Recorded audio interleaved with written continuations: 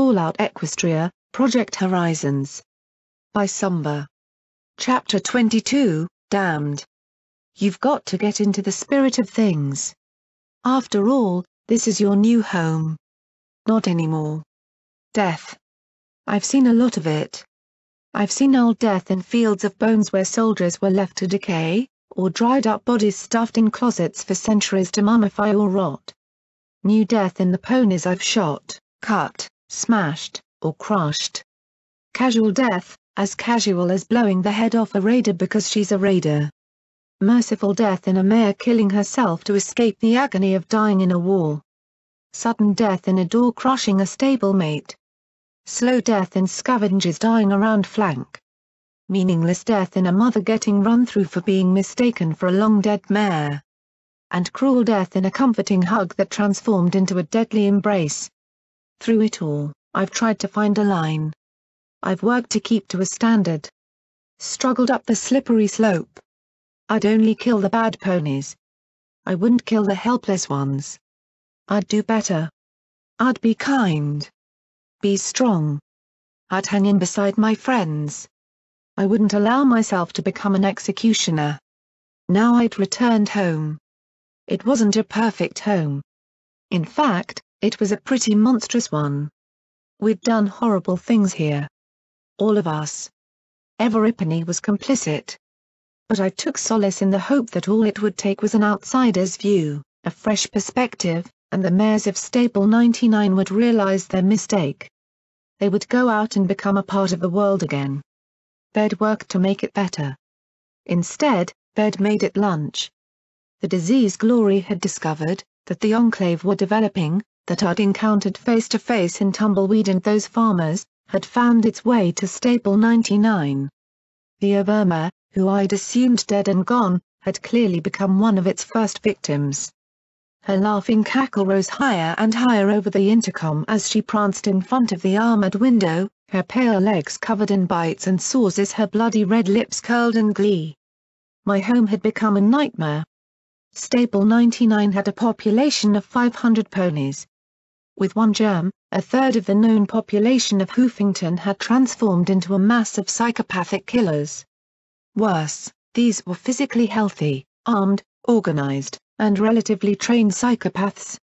And they'd been hitting caravans and villages, no doubt bolstering the stable's armory with whatever they could take. Since I'd stepped out into the wasteland, I'd struggled to find my virtue. Was it justice? Courage? Perseverance? Idiocy? I'd struggled against the wasteland so hard that it had become personified in a hallucination that seemed determined to test me and push me towards misery. Perhaps the dealer wasn't trying to break me, though. Perhaps he had been spending all this time trying to get me to accept the truth. My virtue is death. And right now? If the wasteland needed an executioner, then I'd be a fucking executioner. There were no words I could say. No songs I could sing. No refuge from the sight of my mother's decapitated head spiked in the middle of the atrium as giggling, laughing ponies I'd known my whole life spilled from the hallways leading to the large vaulted chamber. They wore security barding stained black and rust brown from coagulated blood, decorated with spikes and spurs of scrap metal, chopped off hooves, hooks, chains, and other vicious implements and trophies. No escape was offered from the metallic stench and sweet reek of slowly drying blood and putrefying flesh. I had two 10mm submachine guns, each holding 30 rounds of 12-gram ammunition per clip with a firing speed of 10 rounds per second. Both came out of my saddlebags as the raiders charged towards me, shrieking in delight. The first I saw was Dewdrop. Morning shift, nice and calm and professional pony. Her lips were now smeared with blood as a strip of pony meat dangled out the corner of her mouth. In 3 seconds, I sent 60 rounds at her and a deluge of ponies behind her. Not one dropped. Of course not one dropped. My aim was shit, and these weren't ponies that had been emaciated and weakened by exposure to the wasteland. These were healthy and robust ponies wearing body armor. They had access to Med-X, buck, and other controlled substances kept in reserve for an incident. I ejected the clips and slammed fresh ones home, then slipped into the calm of SATS. I could see every inch of Dewdrop's face, those purple irises and pinprick pupils surrounded by sick, piss-yellow sclera. And in that magical, decelerated sight, I could watch in perfect detail. 6 rounds coated her faceplate in webs of cracks and chips. 6 more shattered the plate into jagged and broken polymer chunks. 6 more transformed the face of a mare who could balance 3 stacked food wafers on her nose into strawberry jelly. 6 more, and I watched as the pulverized remains tumbled from her neck and bounced across my hooves, her body crumpling like a broken toy. Goodbye, Dewdrop. Blackjack, come back, Lacuna's voice whispered urgently in my mind as time returned and I focused the remaining rounds on Shuffle and Primer. Their shotgun blasts slammed into my armor as I raced to the side, flinging away the smoking clips as 2 more lifted from my bags and slammed home. More shots beat my plating, shoving me around. I ignored the pain, ignored my friends, and let the rage sweep me along with its own terrible poetry. Pony, pony, rage resound, in the stable underground, what immortal horn or hoof, could frame thy fearful symmetry? Primer staggered as the stream of bullets crushed and snapped her forelimbs, but still she came on. Shuffle raced around behind me, blasting at my combat armor. I felt my bones groan in protest as I rose on my hind hooves to meet Primer. Then we met, and I grappled with the mare who taught me firearms, her head turning to bring her automatic pistol in line with my face, blue and yellow eyes wide with glee and thrill as the hot, reeking barrel pressed against my cheek.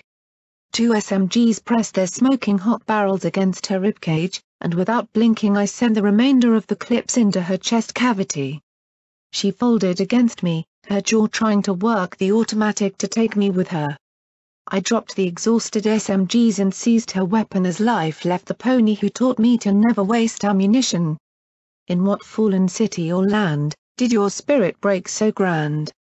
How much pain did you endure, to protect and life secure? I whirled as Shuffle reloaded her shotgun, the yellow unicorn mare fumbling with her ammo.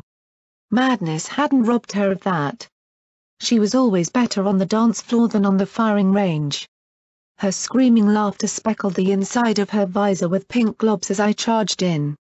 She ratcheted around as my magic scooped up Dewdrop's helmet and flung the bloody maroon contents across her visor. She shrieked, firing wildly and blindly as she scrabbled to lift her helmet's face shield with her hooves. She managed to get it up. She stared down the barrel of my gun as I stamped it against her eye and sent the bullet to obliterate a lifetime of amazing dance moves. Primer would have been so proud. And what friends and what love could lift your heart up above? And when your tears began to fall, what dread sorrow held you in thrall? My friends were fighting behind me, screaming and shouting my name like distant ghosts beckoning me. More ponies were coming. Friends. Acquaintances. Rivals. Ponies I barely knew or recognized save that we'd once shared a meal at the cafeteria or passed one another in the hallways from time to time. SATS recharged, and I slipped into it to put 3 automatic rounds into the mare that worked the cafeteria on evening shift and always managed to slip in a little more sugar than rations allowed. She staggered and twitched, her eyes widening in an expression of lucid wonder before I blew out her throat in an arterial spray. More ponies were coming now. They came with mad giggles and jeering cries, their familiar faces stretched into caricatures of the ponies I'd known. They tittered madly through bloody grimaces as they advanced on me from both sides. I felt the distant wet sensation of blood on the inside of my armor. I ignored it. Like I ignored the screams of my friends, the frantic whispering in my mind, or the shuffle of cards within my soul. There were 500 ponies that needed killing. What the shotgun? What the flame? In what torment birth your shame? That the rifle? What dread eye guides it your bullets as they fly? My friends fought in a knot behind me. Rampage was a one-pony stampede, a spiked wrecking ball even in armor a size too large. She was as strong as 10 ponies, but she had 10 blasting her and 10 more shoving back against her armored sides. Lacunai swept the minigun like a magic wand, its tip sending out a line of sparkling death that made the pack surge back and forth in a sick unison while her shimmering shield deflected their shots. Only the occasional explosion announced P-21's presence as blasts and bursts sent knots of them reeling. But they had potions protected from enervation by the stable's shielding, and I watched bloody holes close as they drank and rallied. Glory flew from balcony to balcony, trying to draw fire up into the air of the atrium as she circled and darted from one side to the other and blasted magical light at every Ipany who tried to use the higher platforms to fire down at us. I wondered if it was easier for her, not knowing that she'd just killed Textbook, the worst teacher in Equestria and the only one that I'd ever known. The one who tried to teach a little filly about a war, ministries, and the mayors who ran them. I felt a stab in my rear left leg and looked down at a filly just old enough to have her cutie mark. She was jabbing a carving knife through a gap in the plates. I looked into her wild diseased eyes, wondering what her name was. What was her job in '99? Who was her mother? Was she on evening shift? What did she like? What did she dream of? Then I realized that none of that mattered. I brought the dragon claw across her unarmored throat like it was water. She looked down in confusion at her own blood spattering across her forelegs, then she looked at me as her gaze unfocused, the knife slipping from her slack mouth. Yes. That's your blood, sweetie. And then her eyes half closed as she curled up for an endless nap. When your guns and pistols roar, and promise doom and death in store, do you smile, your work to see? Do you kill, to be set free? I was failing. Falling. There were too many in the room, all armed, all armored, all family. They rolled in front of me in a wave, their own SATS-guided shots cutting into me like knives as I struggled onwards. My shotgun roared, the barrel now glowing a cherry red. Angles, one of the structural engineers, slammed into me wearing cobbled-together armor from her workshop. The spikes plucked at the holes in my armor as she bit at my throat. I'd cheated off her math homework for years. She'd known. She never hid it. Shoving her back, I plunged my dragon claw into her eye and kept pushing till the back of the socket gave way and the curved tip pushed deep inside her skull. Thanks for the answers, Angles. With each mare I killed a little more of myself. Pony, pony, rage resound, in the stable underground. What immortal horn or hoof, dare frame thy fearful symmetry? P-21 slammed into me. I wished I'd made him get some barding too. His sides gleamed with blood from bites, cuts, and kicks, yet he was still on his hooves. Goddesses, he was tough. He had endured a lifetime of this. He fired Persuasion low, the grenade skipping between my hooves to bounce between the ponies in front of me. The blast knocked a near-perfect circle up and out. Some died. Many screamed. But far more laughed hysterically at the slaughter. He pulled out a purple bottle and held it up to me. I stared at it dumbly before I realized it was a healing potion taken off one of the fallen. Is there a plan? His eyes begged me. Even with all his hate, even with all his pain, he hadn't wanted this. Not this. But there wasn't a plan. There was nothing at all but blood and death and giggling madness and the mindless fire. We returned to it. Simply shoot, and shoot, and shoot.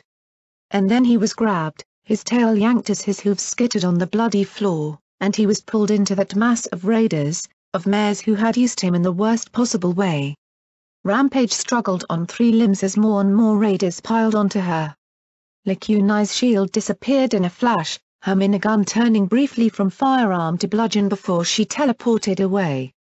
And then I was falling as half the stable disappeared in red, my legs folding beneath me as an odd numbness spread through my left side and the world sounded like I'd dunked my head under the water in the tub. I wanted to keep shooting. I did.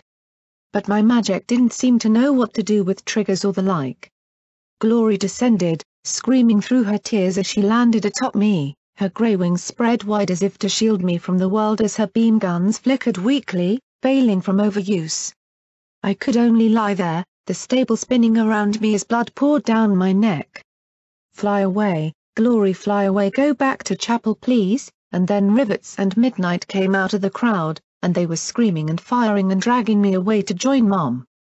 I was so tired. The wasteland wanted to know when it had broken me. Consider me broken. So. Is this it? Watcher asked me as I lay on a filthy mattress, listening to the rain patter on the roof as I sat in a heap of my own excrement, vomit, blood, and worthlessness. A terminal flickered on the desk with a simple message, "Terminate power, YN." The dealer calmly, quietly, looked on with tears in his eyes as he slowly shuffled the cards between his hooves. "Are you done?" asked the little bug robot. "What else is there?" I asked as I lay alone in that room. "I've failed." "You think you're the first?" asked the robot. "You think you're the worst?" "No," I muttered softly. "It's not a fucking contest, Watcher. I'm tired. I'm tired of evil, fucked up shit. I'm tired of a world of evil, fucked up shit where no matter how hard I push there's something worse to push back. I kill Deus and get a new Project Chimera monster. I try and help the sand dogs and wipe out Riverside. Every step forward I take comes with 3 steps back. You don't live for the evil, fucked up shit, Blackjack. You live for the good parts. You live for the parts that matter," Watcher told me as he hovered overhead. "Only an idiot lives for the misery." I closed my eyes, feeling the cold, reeking vomit under my cheek as I curled up a little tighter. "And what if there aren't any more good parts, Watcher?" I whispered. "Then you fight like hell to make some," Watcher replied. "You fight till you're out of bullets. You fight till your limbs are broken. You fight for your friends. You push and bite and you don't give up till things are right again. Are things right, Blackjack? Are you happy with how things are right now? Is this it?" I couldn't answer him. I couldn't tell him. I couldn't do anything but look at the dealer as sad tears ran down his cheek and he slowly rose, his worn cards fluttering around his hooves. "I'll be outside when you're ready," he rasped quietly as he walked to the door and stepped out into the rain. "Damn it, Blackjack!" Watcher shouted at me as I slowly lifted myself to my hooves. "We need you. P-21 needs you. Rampage needs you. I need you, damn it." His tinny voice crackled as he fluttered in my face. I felt the chunks of foulness oozing southward. "Fight. We can't do this without you. I can't fight anymore. All I do is get ponies killed. The list just gets longer and longer," I said quietly as I walked towards the door. Time to pay the price. A pain grew, sharper and sharper as if something were being bored into my skull. "Damn it, Blackjack. I won't let you die." Watcher screamed with Glory's voice. "I'll save you somehow just like you saved me. I can't lose you, Blackjack. You're all I have left." I clenched my eyes shut as the pain grew and grew until it was all I knew. My whole world was pain. "Got it." I heard Midnight's shaky, triumphant cry as something was pulled from the side of my head. There was a ping as a glowing, bloody bullet was tossed into an empty tin can next to my writhing body. "Give her another dose of Med-X," Glory instructed. "I'd even use Hydra if we had some," she said as I squirmed against the ponies holding me down. "And get those healing potions inside her." "Hurry up," Rivets rasped as she pinned me down. I didn't feel the prick, but I did feel the numbing relief as the pain was taken away. A metal funnel was lifted to my lips and forced between my clenched teeth. The slightly bitter tang of healing potion dripped down my throat. I swallowed reflexively. More of the pain went as I drank along, injuries going away as the healing magic spread through my body. Finally, I relaxed. The whole side of my head hurt, but it felt like my body was coming back together again. What I muttered weakly, looking up at the grey earth pony, the black unicorn, and Glory.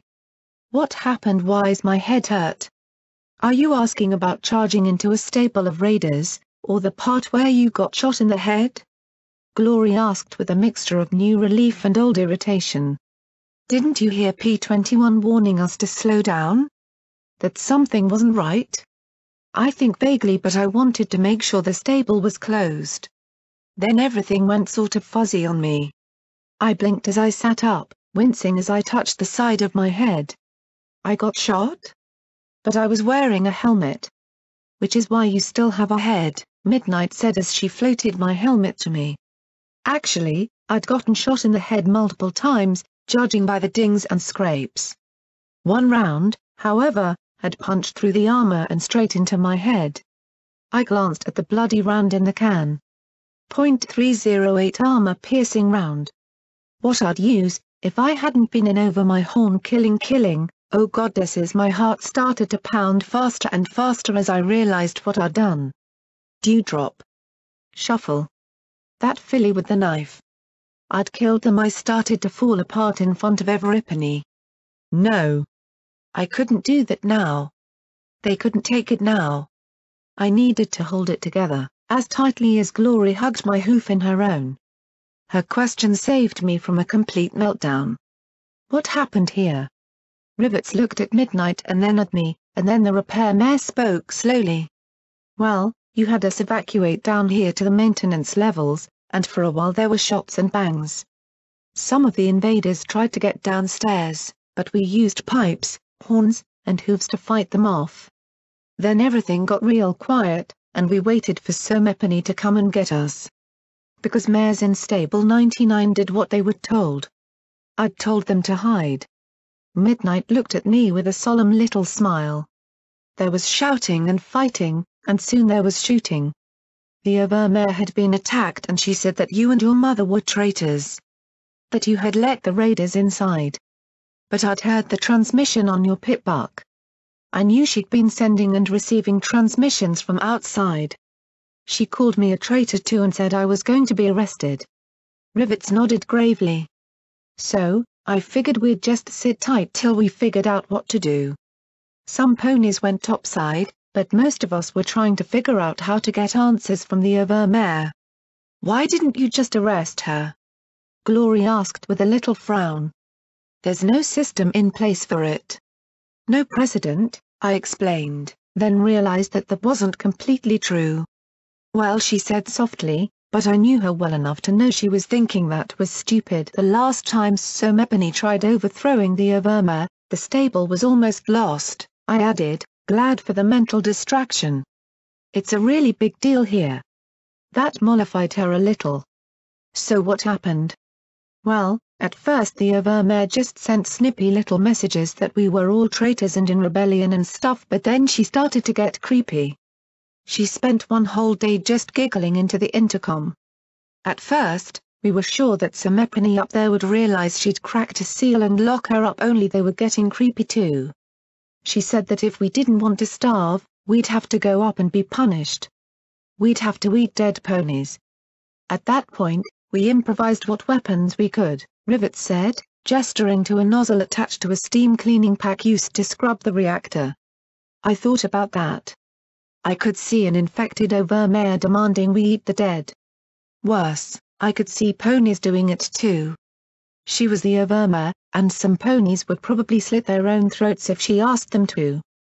Or slit others. Poor Marmalade, she'd come down here too. She told us that the Overmare had ordered a victory meal of the dead.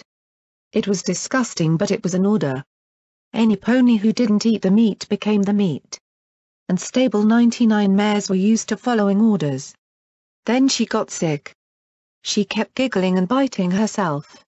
She tried to eat her own legs. Rivets shuddered as she drew in an uncertain, halting breath. I had to put her down. Never imagine doing something like that. Glory could sympathize. The grey Pegasus rubbed her nose with a wing. Something that both my old friends found fascinating. It looks like the disease causes increased aggression and an insatiable urge to eat protein. Like likes like, so any pony who doesn't eat becomes part of the menu. Thus the disease gets spread. Once the cannibalism occurs once, there's an urge to expand the infected. Pretty fascinating social vector, she muttered. I tried not to scowl. She was the only thing holding me together right now. I didn't want to think about P-21 being up there, assuming he was still alive at all, which I was, because I'd lose my mind otherwise. So, What have you been doing? I asked. We've been living off all the old stored food that was shoved down here after the incident, trying to figure out what to do next. Midnight looked at Rivets with uncertainty. We were so glad to hear shooting. They'll sometimes bring ponies in from the outside, torture them, or let them join. I think the Mare just likes having us down here, slowly starving. She keeps trying to bait us with food, but we're not desperate enough to come out yet. How many ponies are down here? I asked as I sat up and finally took stock of our surroundings. We were in atmospheric maintenance 3, the processes humming their unending purr as they moved and purified the air of the stable around us. I looked at the table I lay on, now smeared with my blood, and at the precious playing cards now scattered across the floor. I looked out with my strange mutant sight and saw, through the flickering lights, dozens of scared eyes staring back at me. Slowly, I rolled off the table, trying not to step on the fallen cards. The hall beyond was filled with ponies. Dozens and dozens. 350, 380? Midnight asked as she looked at Rivets for confirmation. More than half the stable? Much more than half. I felt struck by lightning. Okay, actually I felt shot in the head, but I pretended it was lightning. Maybe that lead would do my brain some good. Unfortunately, healing potions hadn't magically made the hole in my head completely heal, and I found myself staggering to the side, fighting for balance. I need a plan. Right now. Something that doesn't involve the two of us fighting off 50 raiders apiece. We have one sort of, Rivets said as she walked over to a big, inactive arcane machine and popped it open. You remember the incident, Blackjack? I have brain damage, so you'll probably have to be specific, I said as I stepped next to her and looked at a talisman shaped like a pinwheel around a gemstone. Why'd my head hurt so damn much? Oh yeah, brain damage. I've known that for a while, Rivets said with a smirk. Most folks don't know that, when the incident occurred, the stallions sabotaged one of the air purification systems. My great-grandfather was involved in it. He left notes, just in case. She reached her head into a saddlebag and pulled out a very old book stuffed with added pages, then dropped it on the floor and hoofed it open. Normally, the talisman converts carbon dioxide and any contaminants into oxygen. She reached out and tapped the book with a hoof. According to this talisman doesn't. So what does it convert it into? I asked, leaning in towards the sickly green gemstone. Chlorine, she said simply, and I heard Glory gasp. I looked at it more closely. Chlorine, huh? And what's that do? I asked as I reached out to tap the glyph with my hoof. Blackjack. It's a very poisonous gas. Glory blurted. My hoof rose inches from the green stone. Of course it is. Slowly, I pulled my head away from it.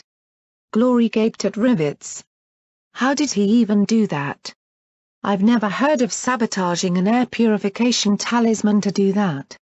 He doesn't go into detail, but apparently, you go far enough back, and my family worked for one of the ministries doing all kinds of sneaky, hush-hush stuff.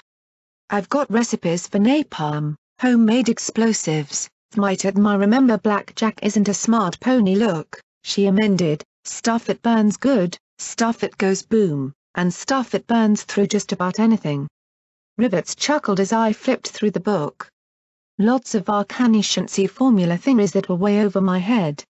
Unfortunately, she said with a sigh, chlorine is a heavy gas, so we'd have to close of all lower return venting feeds while the talisman is active.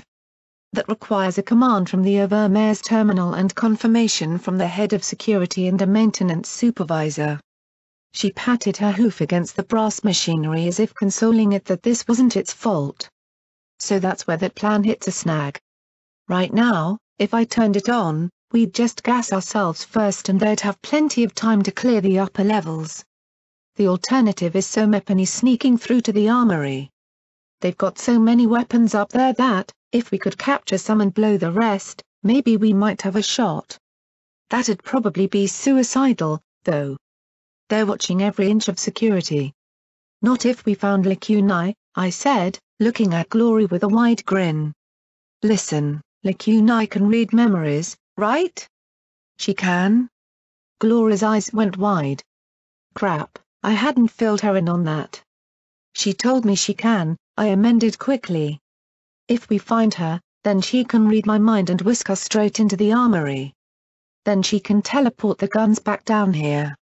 If we're really lucky, we could have all their weapon stores down here before they know it. We can take back the stable without gassing any pony. But where is she? She teleported away, but I bet she's somewhere close. I don't think she'd leave unless she knew we were dead.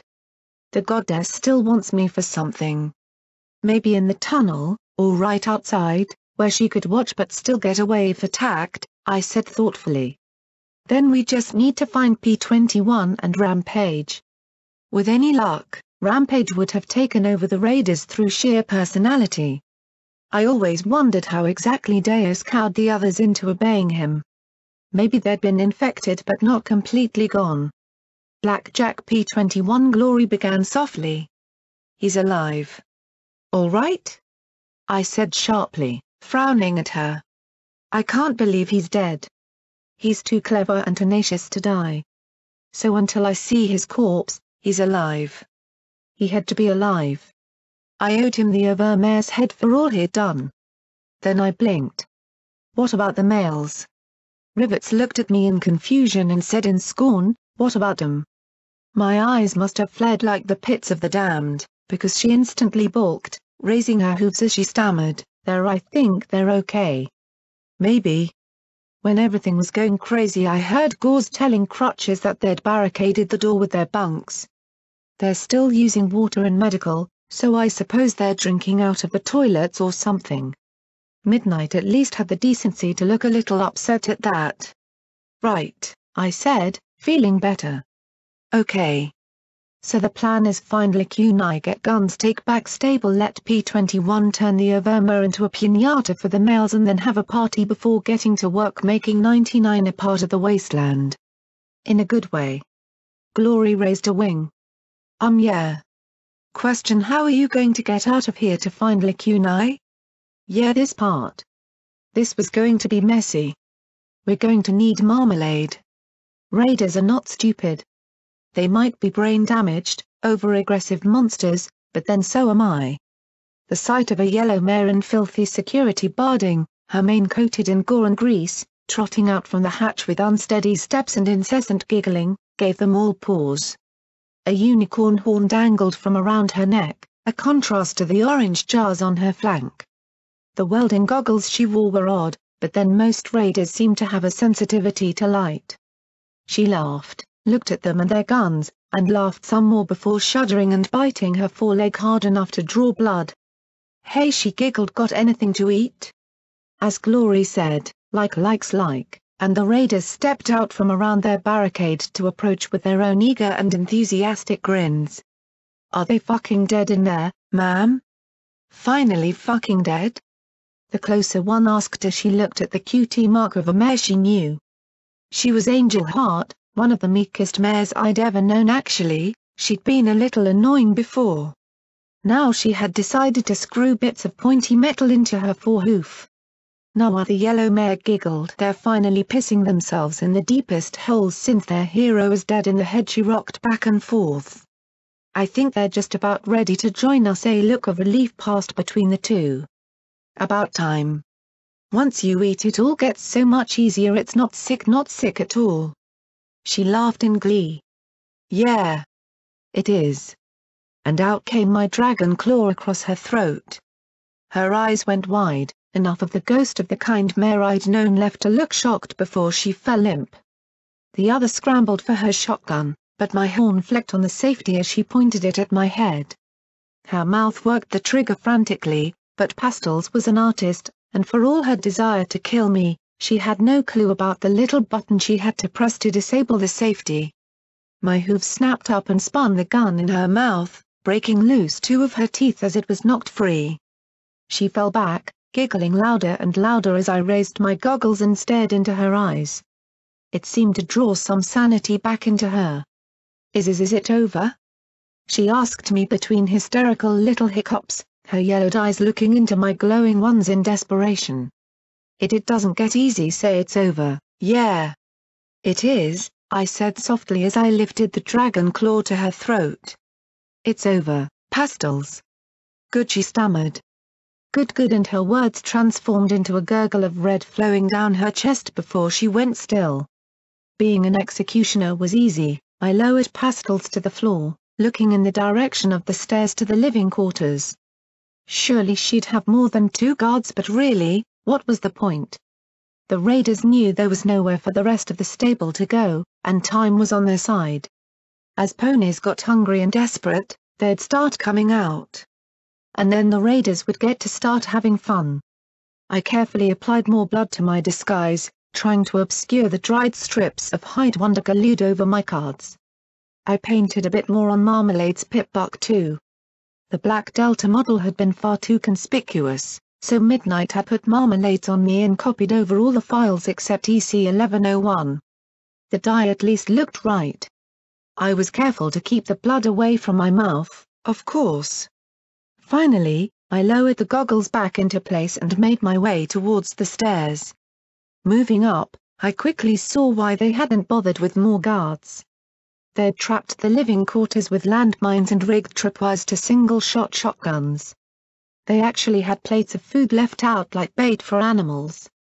I pocketed the green food chips as I stepped neatly over the tripwires and disarmed the mines. It'd make the eventual attack easier. I made my way up towards the cafeteria and the screaming. The screaming, rising and falling, growing muddled, then clearer, then muddled again. When I came across the second barricade, I had the dubious comfort of seeing the 2 guards looking back at me with expressions of overfed gluttony. They started to stare at my approach, then carrot sticks just belched and sank back down with a groan. Hey, she looked at me with her pinprick gaze. Hurry up and get some, her horn glowed as she waved a bloody bone at me. Oh yeah. Looks tasty, I said with as much enthusiasm as I could fake. She is. Real tender. The orange mare said in delight, belching again before she peeled away a few more strips with a delighted groan. A fresh scream echoed from the cafeteria. Course it'd be nice if the entree would shut up, I swallowed as I walked around the corner and felt my legs wobble at the sight of a foal trotting out with a dark hunk of organ in her mouth, dripping blood down her face as she chewed in delight. Her liver's back. Squealed a voice from inside. No, sweet Celestia and Luna, no. Rampage lay on her back, chains holding her to a table as Mince and Chopper cut away regenerating hunks of flesh almost as fast as they reappeared. The chains holding her to the table were being grown around, trapping her in this nightmare. Suddenly, as terrible as it was, P-21's worst fate was nothing compared to Rampage's. They could eat her forever, hauled around wherever the raiders roamed as an eternal source of meat. Goddesses, I almost wanted to use folly on her then and there. Marmalade? Is that you? Asked a deep, low voice from behind me. Slowly, I peeked back over my shoulder and up. Way up. Most of my life, Daisy had terrified me because she was always half a hair from beating Sir Mepany within an inch of her life. Now, Daisy terrified me because she looked half a hair from eating Sir Mepany. Her yellowed eyes watered, the pupils contracted to near points as she glared at me. Where have you been and what's with the goggles? I worked my mouth once, and her scowl appeared. Not fair. Normally I got 5 seconds before she scowled and beat Sir Mepany to a pulp. I was hiding, sorry, I muttered lamely, my usually witty replies lost in the sight of her discolored skin. She didn't have any bites. I suspected that was because she always had so many else on hand to bite. And the light hurts my eyes. She just looked at me for the longest moment, as if trying to peer into my soul, and then shrugged. Yeah. Me too, she said before she stepped past me and every penny got out of her way. Her barding had been augmented by battered and hammered plates sharpened into spikes. She slammed aside any pony too slow to get out of her way. Lunchtime. She grinned maliciously. Rampage lifted her head, looking at Daisy with mad pink eyes. I'm going to kill you. I'm going to kill all of you, she vowed in agony. Daisy put one hoof on Rampage's head, lowered her mouth to her throat, and bit a hole right through her windpipe. As the hole started to close, she grabbed something purple and pinkish red and pulled hard. There was a rip and a wheezing scream as Daisy's head jerked back and forth till Rampage's tongue flopped free. If I'd actually had folly with me, I would have used it then and there. Daisy chewed indolently as she looked down at me with that familiar, contemptuous smirk. AWW. Hungry, ma'am? She looked over at Mince. Give her the heart. Should be nice and tasty. The fuck, suddenly, all eyes were on me as Mince's horn glowed and she cut and tugged the beating organ free. Likes like, and I knew without a doubt that any hesitation or excuse would have them tearing me apart.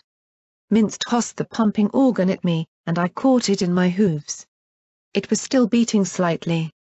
I grimaced, praying that I could somehow do this horrific deed. Heartless, tongueless, and with her chest splayed open, Rampage just stared at me as her body regenerated the mortal wounds. Goddesses, I bit down as hard as I could, trying to imagine it like some sort of giant grotesque tomato. My first impression, disgust. Not at the taste, actually. It just tasted like blood, and I'd tasted plenty of my own during numerous fights. Disgust at the act. The impression that immediately followed? Hearts were tough to eat. I swallowed the first leathery bite and immediately had to follow it with a second to keep from gagging. I tried to chew through the strong cardiac muscle. A third bite. Fourth. Fifth. By the sixth, the heart was half gone, and I feared that no matter how tough my stomach might be, I was going to puke from disgust. Full, I muttered, half playing the role and half in shock myself. At least it had stopped beating. If what I'd eaten wasn't convincing enough, so be it. You're such a wuss, the huge mare snorted, sounding exactly like the pony I'd known all my life. Just like that blue buck the Overmare was so keen on getting in her office. Just trotted after her like a good little fuckstick. Daisy scooped the remains of the tough organ meat into her mouth, chewing it like bubble gum as her attention left me and returned to Rampage.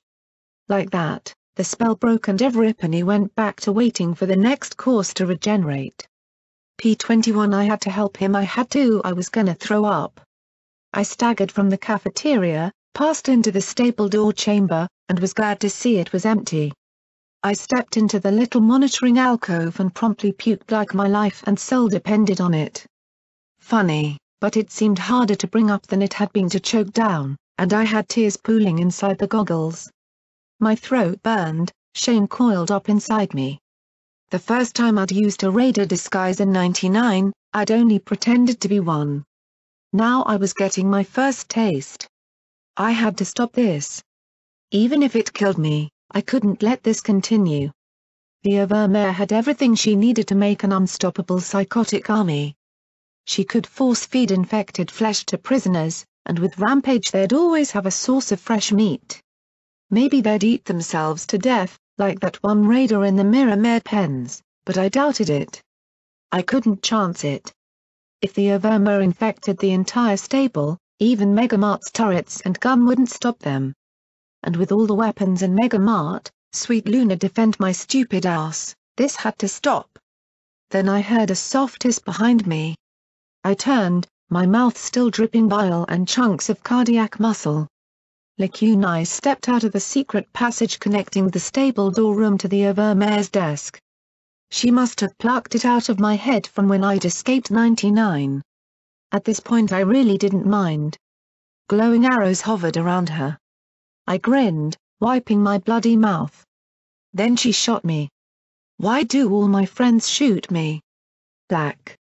I croaked as two of the magic projectiles punched deep into my chest. Uck, first shot in the head and then in the chest? Could this day get any worse? Lacuna, I gasped as I slumped next to my regurgitated meal. Instantly her remaining arrows disappeared as her purple eyes widened in shock. What you are, oh my, this is awkward, she said with a flustered tone to her mentally projected words as she levitated me to my hooves and pulled me inside the passage. The bodies of 4 more raiders were piled there. She stared in shock at my flanks. How did you change your cutie mark and what were you doing? She looked through the open door at the pile of regurgitated heart. I skinned Marmalade's cutie mark and glued it over my own, and I had to eat Rampage's heart to prove I was one of them, I groaned. Do you have a healing potion? I said as I touched the bleeding holes her magic had left in me. Looks like I wasn't the only pony in the wasteland who could make magic projectiles appear. You what? I'd never seen an alicorn look sick before. How could you? To find you, I groaned. Healing potion, yes? No? Lacunae? But she seemed to be arguing with herself, the mutterings inside my skull increasing. No, we did not see this coming up. Yes, fine, she sighed softly and floated a healing potion to my mouth. The goddess wants you to understand that she was simply testing you. You passed. She paused, then added, and she'd just like to note this is not typical heroic behavior. Welcome to the wasteland, I muttered as the magic soothed the really nasty pain in my chest. I'd almost preferred the mini nevermind. Unfortunately, the 4 raiders she'd taken had been armed only with simple melee implements. Hopefully that meant that the Overmer lacked the weapons to arm all her raiders well. That or she didn't trust them enough to let them go around armed all the time. Look, you said you can teleport yourself a couple times, right? Lacunae blinked and then nodded. I told her the plan. The goddess is not a courier service. She blurted in that indignant voice within my mind. Then there was the sound of a long sigh. If it is what must be done, I will do it. Suddenly, she jerked her head upright. Certainly not. Clearly this mare is incapable of, look at what she's accomplished. The goddess said to herself. Was that Lacunae? It felt off. She's mad. We're wasting our time with her and her stable. I had no time for this. I rose to my hind legs, ripped off the goggles, and stared right into her purple eyes. Goddess, right? I hissed, blood and bile bubbling on my lips as I grinned. Look, you want something in Hoofington, right? Well, right now I want to save my friends and my home. You help me do that, and I will get whatever it is you want. Because right now, I really do not need this shit. I have to save my friends. I have to save my family. One wasn't going to be enough this time. She stared back, and I heard countless whispered mutters and pleas. Vaguely, I could make out the mare saying, please Trixie, then there was an overwhelming sigh that silenced all the other voices. Finally Lacunae shuddered. Fine. The goddess will allow you to help your friends, but the goddess will hold you to your promise. Tell this one what you need done. I was so relieved that I slumped down, shaking. If I'd made a deal with the devil, it'd be worth it if it meant that I'd save 99 from the Overmare. She touched her horn to mine and I closed my eyes, doing all I could to remember the armory, the Overmare's office, and atmospheric maintenance 3. Then I dug up every memory I could of the male's quarters off medical. I'd only seen it once, and that had been long ago. I prayed it would be enough for her to get in and check on the males. Get them out. I wasn't sure how many trips she could handle. I could hear that vast whispering inside her head. It felt like we were being watched by ghosts. Finally, she pulled away. I think I have enough to make it. I dearly hope they have some appropriate ammunition, she said as she lifted her minigun with a sigh. What will you do now? Get P-21 back. Once he's safe I'll see if we can use the gas. Rivets had downloaded her supervisor's code into Marmalade's pip-buck, and Midnight had transferred the Overmare's code in from my Delta model. All that left was for me to free P-21 and have him get the security code. Locks I could handle now. Terminals I'd still leave to him. If we can end this without any uninfected ponies getting killed, then we should. Funny, the dealer was missing a doozy of a chance to make me feel like a murderer. Then again, maybe I didn't need him to. I was already feeling like a monster today. I'll get started, then, she told me. Where will I find you and P-21? I was so thankful that she didn't ask, "What if he's dead?" Or, "What if he's had a full 3-course infected meal?" "Here, or outside the stable door," I said as I looked at my pip-box chronometer. "Please, get the males out if they're alive. I really don't want to gas them," I begged her, knowing there'd be no forgiveness for that. "I will. I'll get them first, then the guns," Lacuna promised. "And thank the goddess for me for letting you do this," I added. Lacuna looked surprised, then oddly amused before she shook her head with a smile and disappeared with a flash. I sighed and pulled my dragon claw from the stained barding. Did the raider disease kill a pony's sense of smell? Slowly, I made my way up the stairs to the Overmare's office. I struggled to hear through the flooring overhead. I knew the sound of slapping flanks. She was damn loud. I hit the switch and winced at the hiss of pistons lifting the floor up. I hit the switch again after a few feet and wiggled through, trying not to grunt any louder than she was. "Ride the pony." She giggled in juvenile glee from the bedroom adjacent to her office. I mouthed the words, blushing horribly. "Okay." Yes, she was a psychotic little brat that had sold out my stable, abused my friend, and killed my mother, but really? Ride the pony? I checked my EFS. 3 red bars and only one of them moving around and making the noises. Either she was really into voyeurism, or slowly, I trotted to the door and opened it a crack. You know, when she said ride the pony, I'd assumed that she was the one getting ridden. Maybe it was the sight of my friend, gagged with a bridle, chained to a bed, and being sodomized by the current greatest incarnation of evil I'd ever encountered in the wasteland, but something about the scene brought out my inner Deus. I kicked open the door, snapped out the dragon claw, screamed "Cunt!" and charged the bed. Then I saw the glowing hon, and then the straight razor pressed against his throat as he whimpered, and she didn't even stop thrusting. "I knew you'd be back. He told me you'd be back. And he was right, and here you are." She gave an extra hard shove, and he cried out into the gag as blood and tears flowed in equal measure. Overhead, 2 turrets dropped down, their guns swiveling towards me. "I should thank you for bringing my favorite buck back to me. He's always been my favorite trick pony." I felt a pit open up inside me. This was my fault. I'd been in such a reckless hurry that he'd gotten taken. "You're sick," I hissed, wondering if 3 SATS-assisted bullets could take her head off before she could slit his throat. From the lines she'd carved in his neck already, I could tell she'd been playing at it. Target her horn? Maybe, but if I missed, I am the Overmare. It is my duty to maintain the security and stability of this stable. Anything I have to do to blow off steam is perfectly acceptable. I can do anything I want. Anything. She hissed, eyes narrowing as the razor drew another line of red in his throat. "And then you had to make everything difficult. You brought them here. Betrayed me. Just like your mother." Yes, she was mad, just plain stark crazy. Whether it had been the disease or not, I had no idea.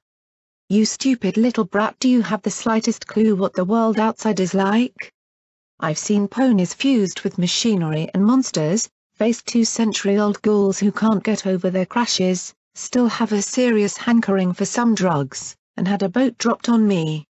You don't get it. I can do anything. Nobody will ever hurt me again," she said with certainty. "You mean Deus?" I muttered, looking at her.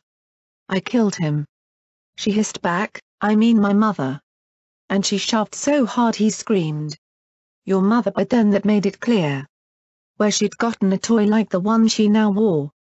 "Your own mother, every night," she hissed at me. "Every night." Because she was Overmare. She could do whatever she wanted. But not to any pony. Just me. She giggled brokenly as she shuddered. "I tried telling your mother." "I did, but she said there was nothing she could do." "Nothing. Nothing," she yelled, her eyes wide and mad. "So I did it myself. I waited till she was drunk. I stole the razor from the dresser. One cut and then I was Overmare." She gave a sickly affectionate look at the bound buck. You brought back the only buck who listened. My favorite trick pony. I can ride him like she rode me, I sighed as I looked at her. I'm sorry my mother couldn't save you. That's what security is supposed to do. She should have done something.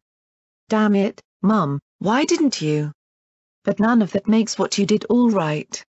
The stable's dying. I saw the reports. A year at the most. But now we're strong, the door is open, and we got guns. We've found the strength of meat and the strength of pain. We'll take over the surface. Everything will be mine. And nothing will ever hurt me again. She giggled as she thrust with wild vigor. Now I get everything. Right. Including this. Enough was enough. I entered SATS horn, head. In an accelerated flash, the 4 bolts of concentrated magic struck her like a barrage of stars, and she shrieked as she fell one way and her horn spiraled away the other. P-21 gave one last scream as she was forced out of him, immediately curling up on the bed. I raced for the bed as the turrets began to pepper me with bullets. I tossed the filthy sheet up and over one turret, blinding it, and targeted the second as my horn sliced in the cable of the blinded one. With a shower of sparks, the cables parted and the turret lost power just as the sheet shredded. P-21, are you? Oh no. He was not okay. He was so far from okay that I doubted he could find it on a map. His blank eyes stared off into space as he tried to curl into a ball as much as the chains would let him. First rampage, now this. My shame redoubled on itself as I focused upward and fired 3 more shots. My magic was notoriously poor with armor, but I must have hit something vital. The second turret sparked and went dead.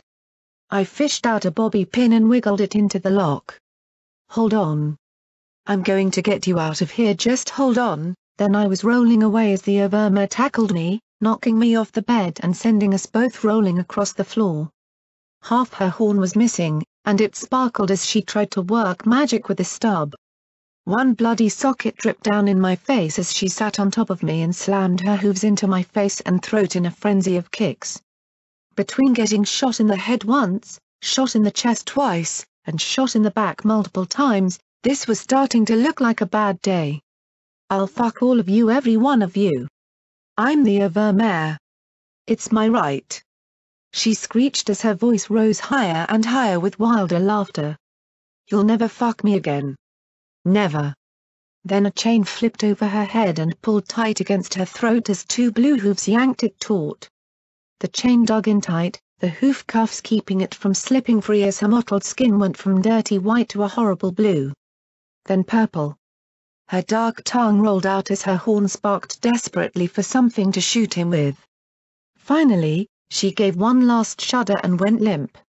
He collapsed, shaking, sobbing, still entangled with her body. I sat up and carefully undid the bridle as he stared with eyes empty of everything except pain and humiliation. I'm not your trick pony, I'm not. I'm not, he whispered. P-21, I said softly as I crawled to my hooves.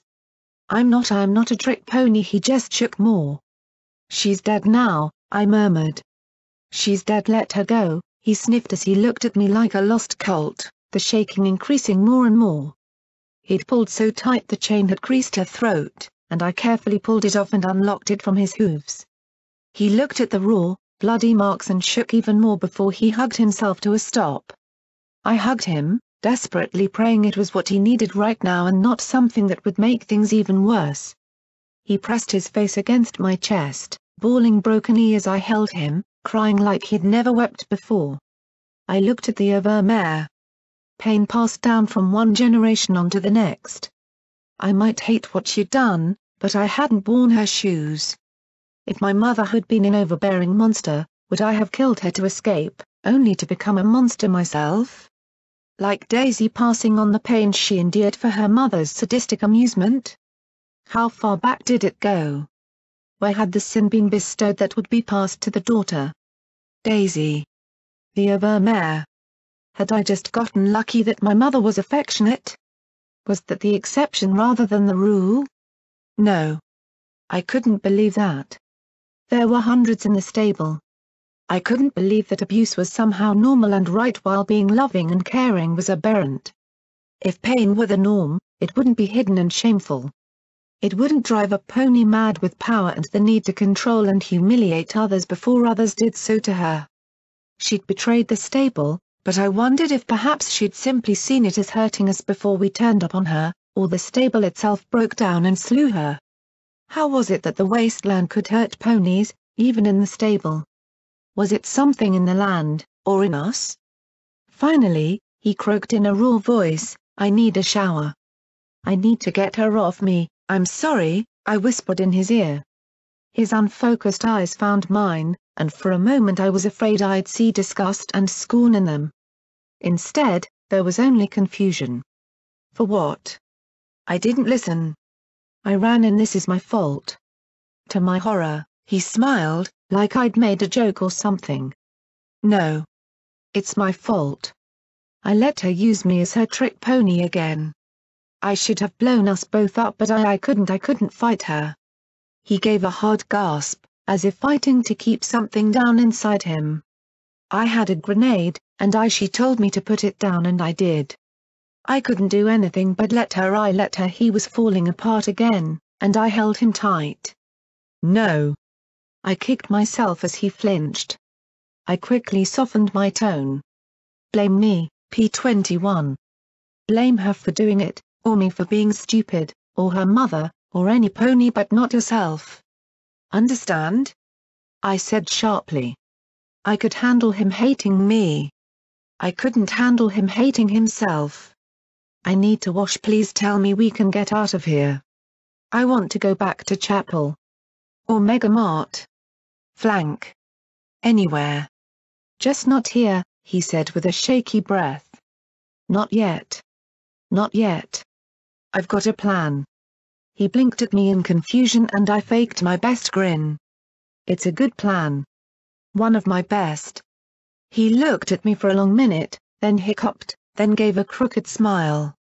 Oh, so we're doomed, then? He might have been sarcastic, but there was a terrible hope in his voice too. I felt a little relief. Smartass, I said as I trotted to the Mare's terminal. Can you get into the system and download the head Security Mare's password into this pipbuck? I asked as he limped after me, moving much more slowly and tenderly than before. He nodded, and with a few taps he was in. She didn't change her old password, P21 said in an eerily detached voice. He wasn't out of the woods yet. Gin Rummy's primary security password is Blackjack, he said with a glance at me. I sniffed. Great. Couldn't have guessed that, could I? I raised the Mare's desk in time to see a purple flash. Lacuni staggered, looking quite mortal. Her black lace dress was spotted with sweat. I didn't know alicorns did sweaty, but Lacuni certainly appeared to have exerted herself quite a bit.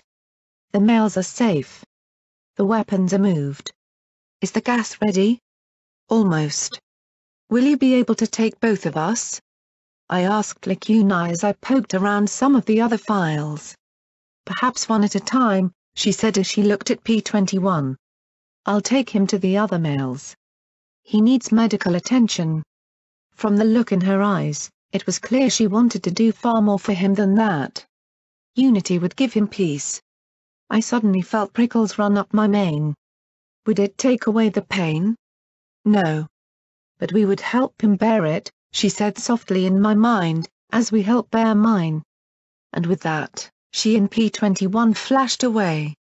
Maybe it was just me, but it seemed like alicorns had a real love for melodrama.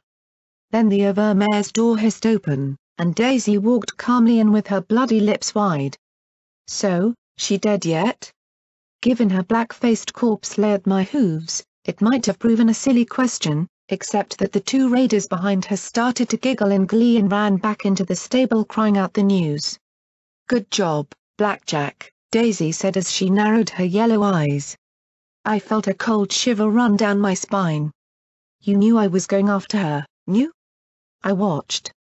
She nodded to the large round window set in the wall of the office. How do you know it was me? I replied. Yeah. Marmalade wouldn't have lasted 2 weeks alone. If she were alive, she'd have come back or died trying, she said as she trotted towards me. But you, Blackjack, the second I saw you there in the cafe, I knew you'd be the only one able to glue a dead mare's cutie mark over your own and eat a heart to save your friend from the Mare. You'll move heaven and earth if you have to. You always have. So you wanted the Mare dead, I replied. I wanted her dead years ago, she replied with a glare at the corpse that was oddly tinged with regret. I thought, a few years back, that we understood each other. We could be something. But she was already too pissed off, too hurt and crazy. I saw her offing her mum coming for months. I'd have killed her sooner if I'd thought your mum would actually take over the stable. Then why not do it yourself? I asked, wondering if Lacuna was going to be coming back. I really didn't want to fight Daisy with just my claw. It's funny. Once we started eating the meat, everything crystallized. I mean, we followed orders before, but once we ate it was almost instinctive. If I killed her, they'd have turned on me before I could get them under control. But you killed her. I'm in charge now. She grinned widely. I have plans for this place. We've been rotting under here. The Mare just took whatever she saw. Me, I actually talked to the merchants before we ate them. We're going to force the meat into Everipana's throat down there, and when they take the flesh, they'll be with us. Then we'll take Megamart. Then the Reapers. We beat them, we'll have fear and respect and, hell, maybe we'll feed them the flesh too. With that delicious little striped pony, we might have food for dozens, even hundreds of us. And I bet other villages will be glad to pay us in meat to not to eat them.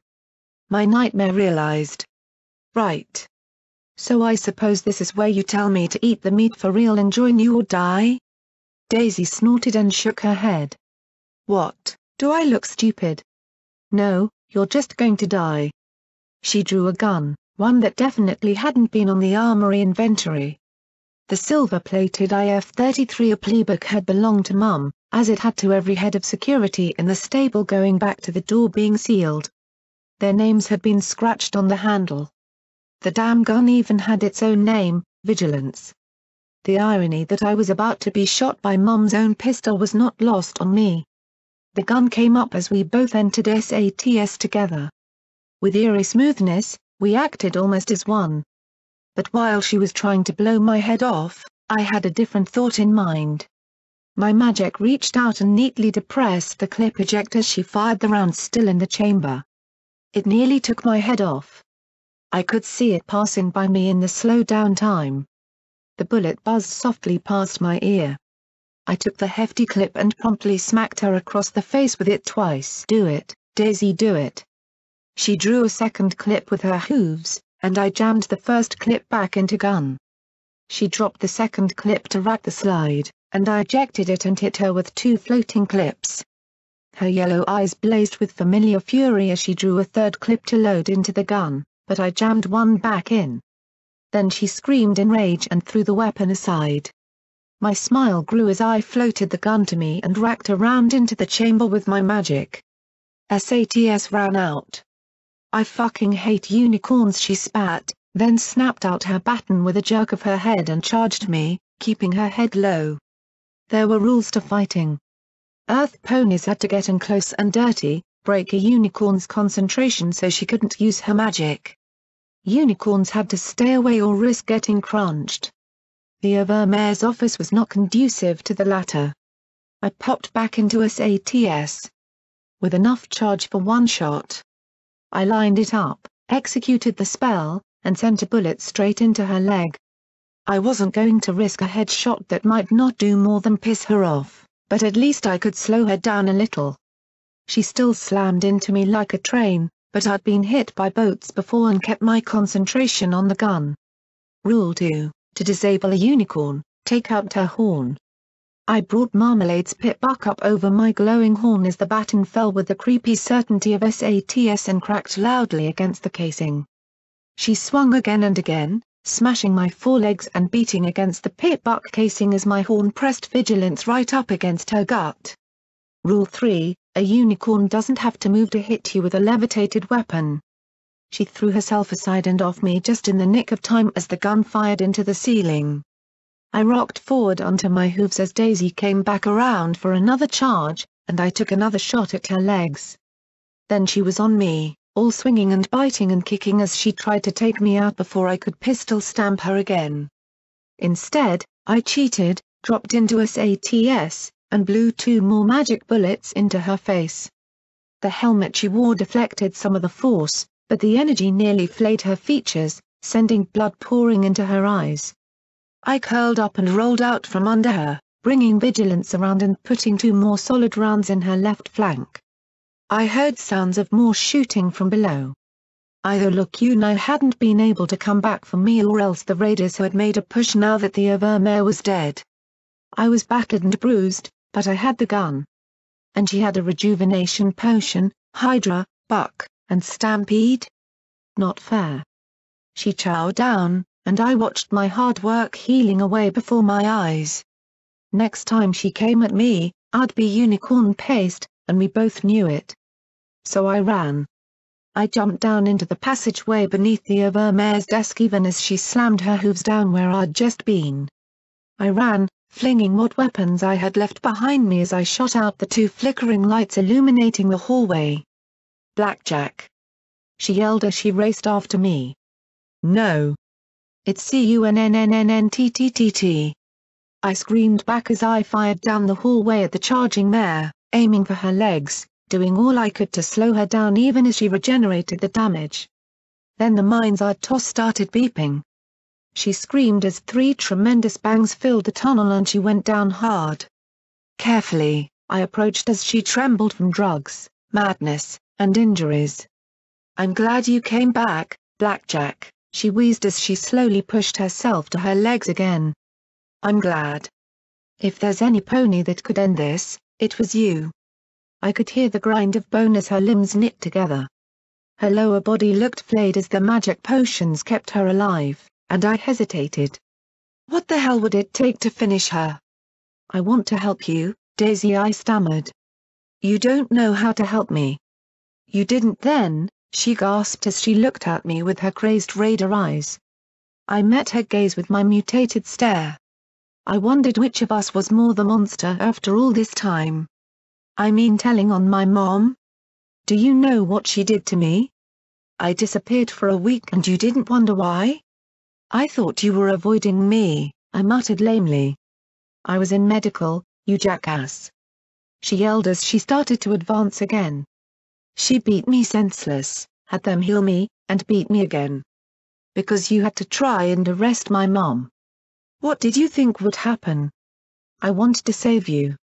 I countered, raising the gun but struggling to shoot. "I still do. I just didn't know how."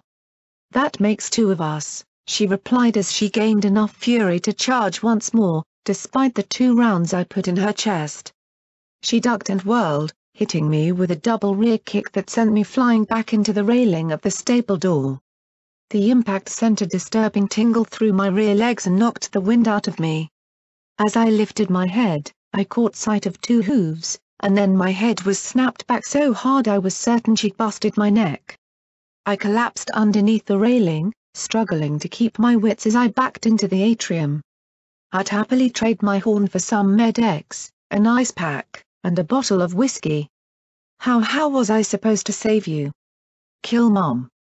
Kill me? Either way, it'd end. But you couldn't, and your mother wouldn't, so you didn't, she replied. It's as simple as that, Blackjack.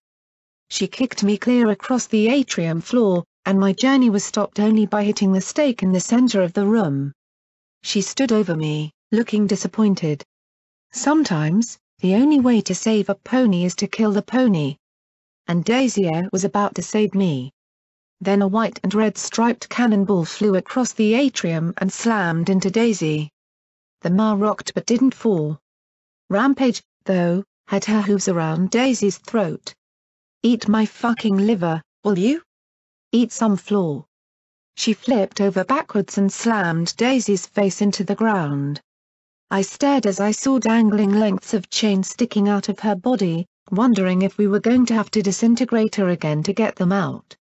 Daisy rolled to her hooves as the shooting and shouting increased and Rivets and Midnight pressed into the atrium along with dozens of other ponies. They might not know how to use guns, but they had the basics of point, shoot, reload.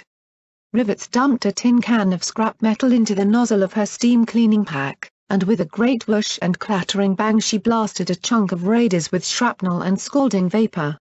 Their weapons sparked off her welding helmet and thick protective barding. "Hey, meat wagon, get out of the way!" she yelled.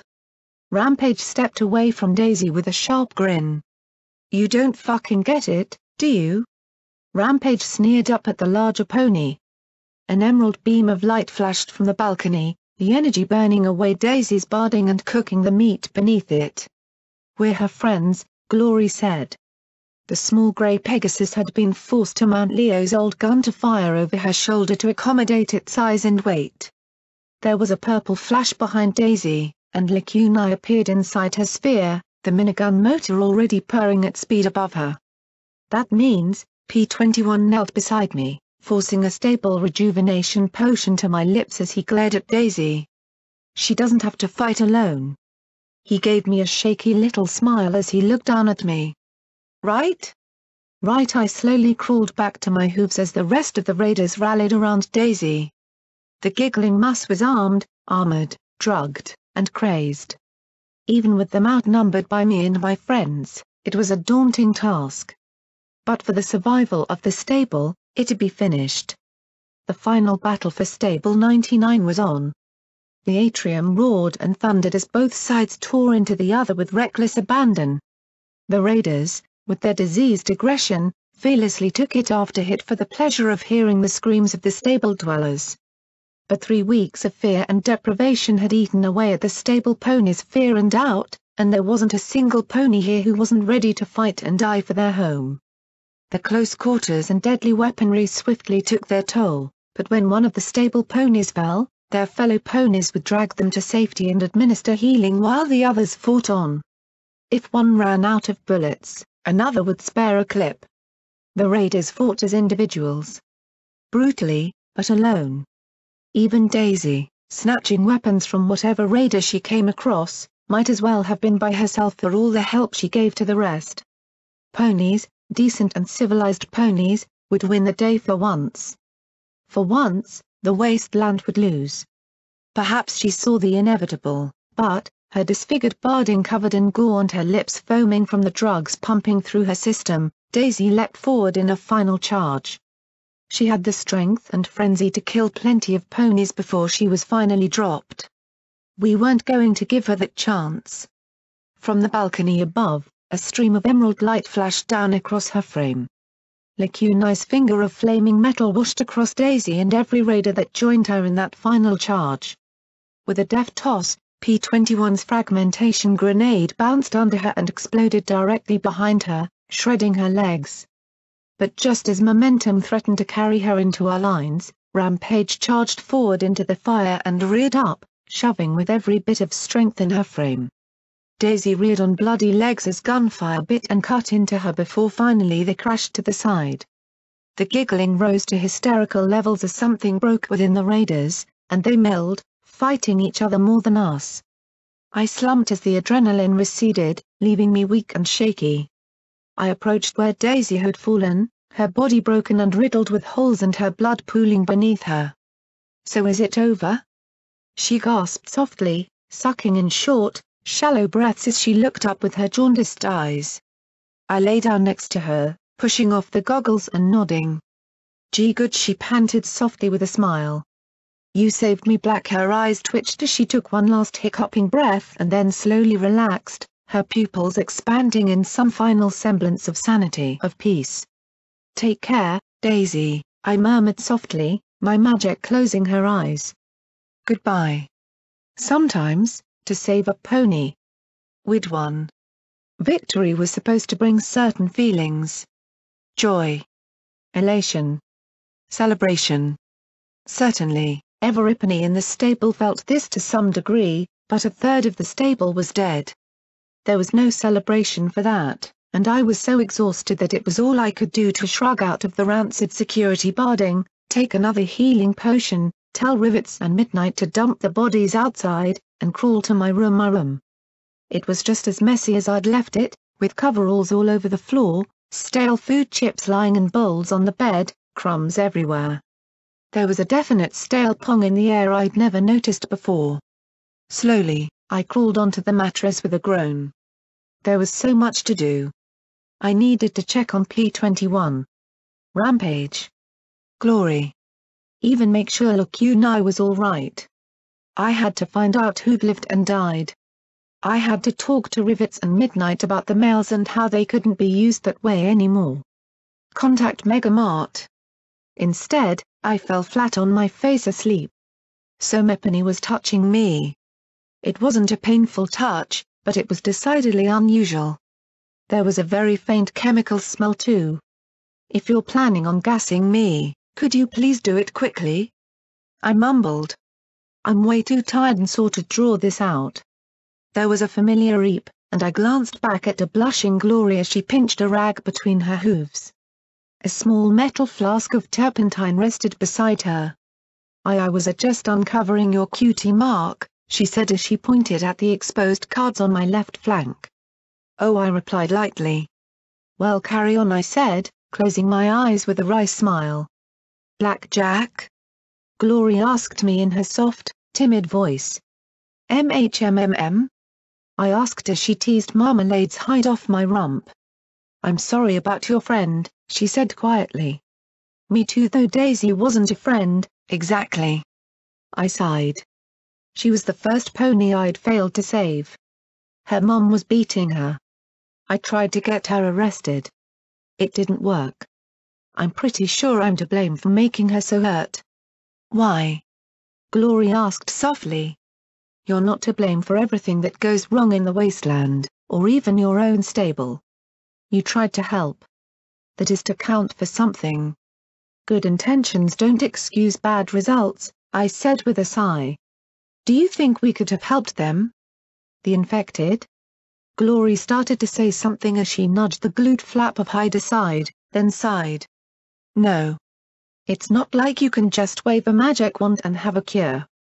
There was once magic that might have been able to help, but today no. A cure would take months, maybe years of research. But Ligthooves created that damn thing. I winced as she pulled the flap free and tossed it into the trash. No. I seriously doubt he did. I don't know where he found this disease, but even the Enclave can't create something like this from scratch. So even if he altered the contagion, he might not have a cure himself. I'm guessing they increased its rate of progression. It sounds like most raiders take months to break down, but this does it in less than a week. I sighed as the turpentine evaporated off my butt, feeling a niggling sensation. You know, the flesh-eating parts aside, I wonder if Ligthooves was after something else. The infected ponies were all loyal to the Overmare and Daisy. What if Ligthooves wants the disease to create unconditional loyalty? It would explain why he would want to accelerate the infection rate and find a strain that would work on Pegorsi. Maybe, but why? Most of us are already loyal, she said a touch defensively. But would you kill, say, helpless surface ponies? Or other Pegorsi if given the order to? She looked particularly troubled by that. Maybe the Enclave is after a disease that ensures loyalty. The aggression is just a bonus. That's a terrifying thought. It would mean that Ligthooves plans on asking Pegorsi to do things that are grossly illegal or immoral. That's treasonous, she said nervously, then shook herself. This is all speculation, though. We don't actually know why he's developing it. I groaned. Why can't a smart pony think about this? Smart ponies are, she assured me with a pat on the shoulder. Then there was a moment's hesitation. Blackjack on the boat, why'd you point that gun at me? I sighed, 'cause I'm crazy, Blackjack. No, really. I'm crazy, Glory. I sat up with a groan, looking back at her. For the last week or two I've been seeing a pony. This pale buck. He comes and goes, but he's always talking to me, taunting me.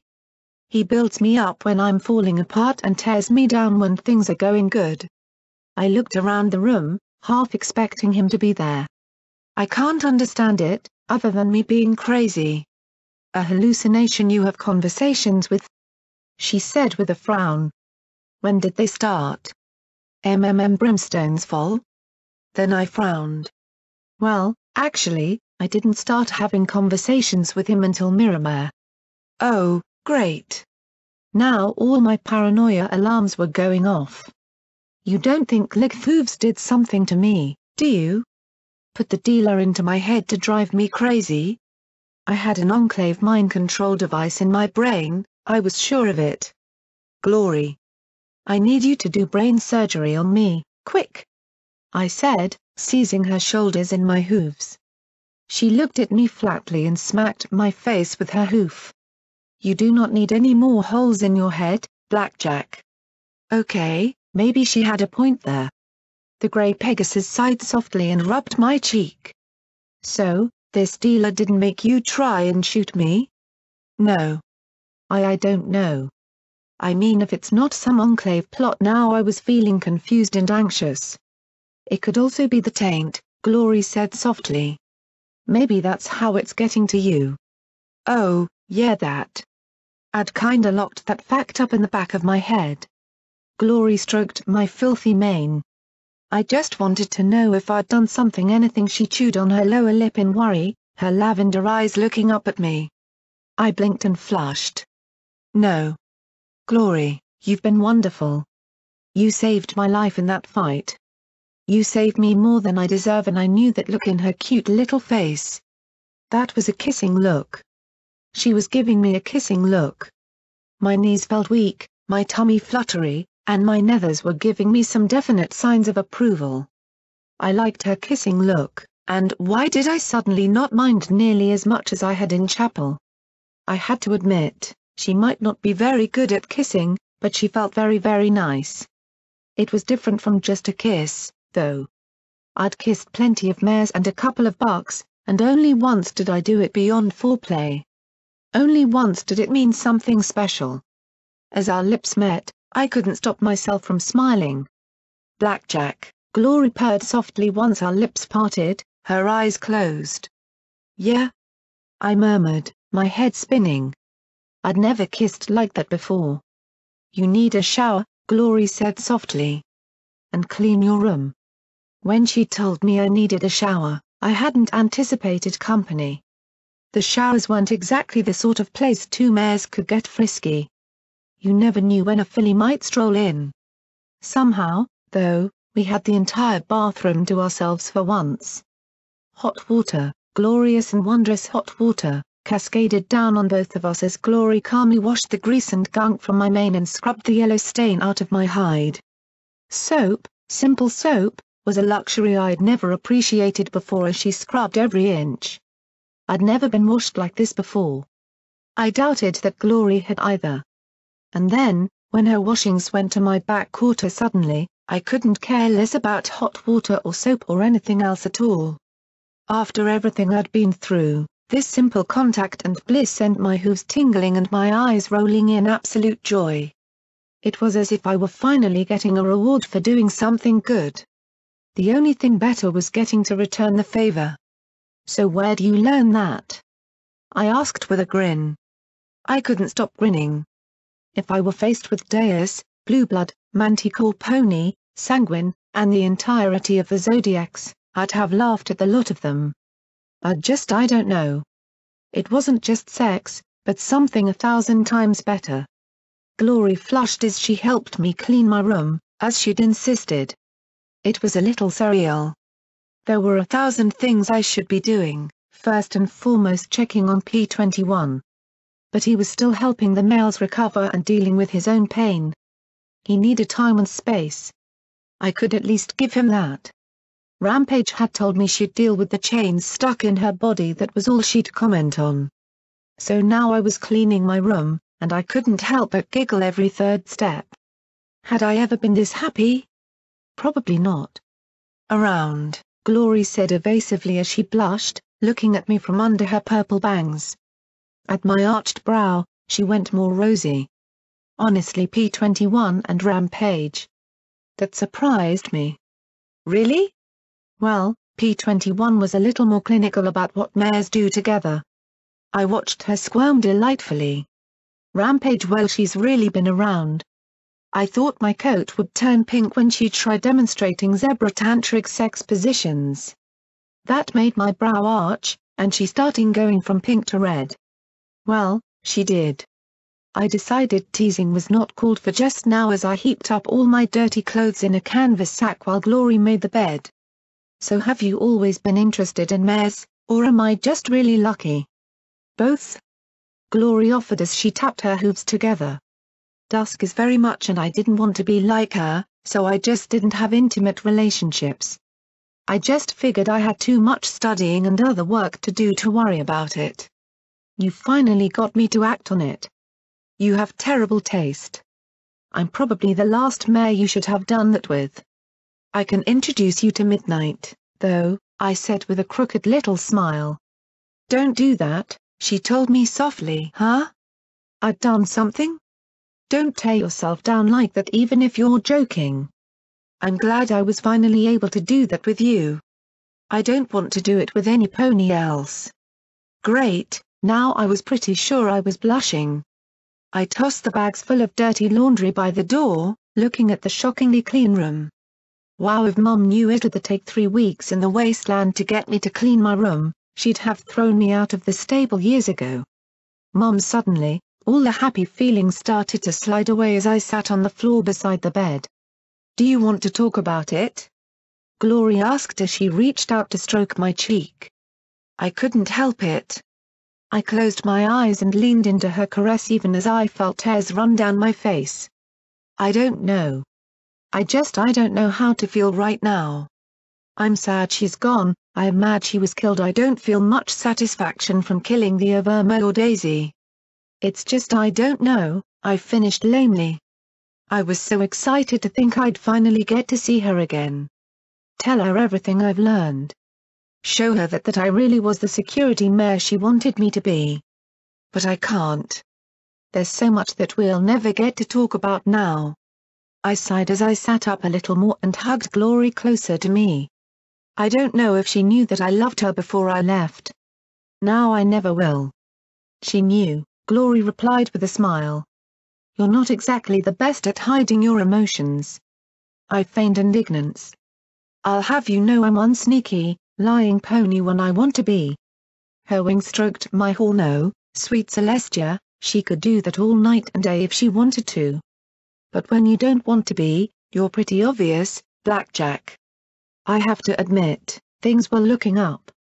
I had an honest-to-goodness mare friend and an inkling of why Midnight never said yes to me.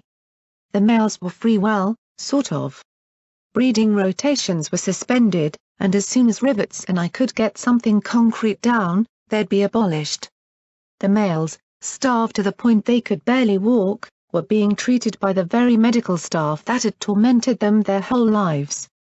They flinched when I tried talking to them, and for the most part just ate their algae slushies and tried to recover as well as they could. That left P21. Hey, I said as I found him in medical, calming 3 colts who were still not convinced the mares weren't going to kill them all. He flinched at my voice and looked back at me with wary eyes. He was trying to coax them into eating real food, but they weren't convinced his apples and carrots weren't some bizarre poisons from outside. Hey, he replied. You look good, he said with a ghost of a smile. So, did Glory finally pounce you? I flushed but smiled back. Yeah. She told me you helped with that? I asked, glaring at the medical ponies with my shooty look. At least, I hoped it was my shooty look. I really needed to remember to try it out in a mirror. It worked, though, and they found something important to do away from us. I just gave her a nudge in the right direction. Rampage gave her the mare-on-mare dissertation, he replied calmly. And how are you doing? I'm fine. Sore but fine, he said matter-of-factly, looking at me with that stoic little smile. I reached out a hoof to brush his mane out of his eyes and he jerked away. Our eyes met and he looked away. Maybe not 100% fine, you'll talk to me if you need it? I asked, and he nodded. That was the best I could hope for. I looked at the apple core. Introducing them to wasteland cuisine? Just trying to get them off recycled food, he said with a sigh. I know we grew up on the stuff, but eating food recycled from waste is just gross. I don't care what kind of magical filtration you're using. I stuck my tongue out as well. I would never again stray from my 2-century-old delicacies. Then his voice dropped as he spoke the question we were all dreading. Also, what if some infected bodies got in there? I shivered at the thought. I told Rivets and Midnight they had to be dragged outside. She assured me the system can handle a body put into it, but I don't know. I sighed, rubbing my temples with my hooves. Reality was pissing on my good day. At least that was a sign that this wasn't all a great dream. If they don't have the recycled food, then what are we supposed to feed 300 ponies? They've eaten all the stores already. I know, P21 said with a sigh. He looked around medical. I don't think the threat is real to them. Raiders' disease is all everybody can think about is not thinking about it. Going back to the status quo. He sat down beside me. P4 and U9 were asking me when they were supposed to go back to their breeding queue. They just can't understand they don't have to do it anymore. The frustration showed clear on his face. And U13 is trying to convince the other colts that a breeding queue is preferable. He actually liked it. He looked so upset that I thought he might cry.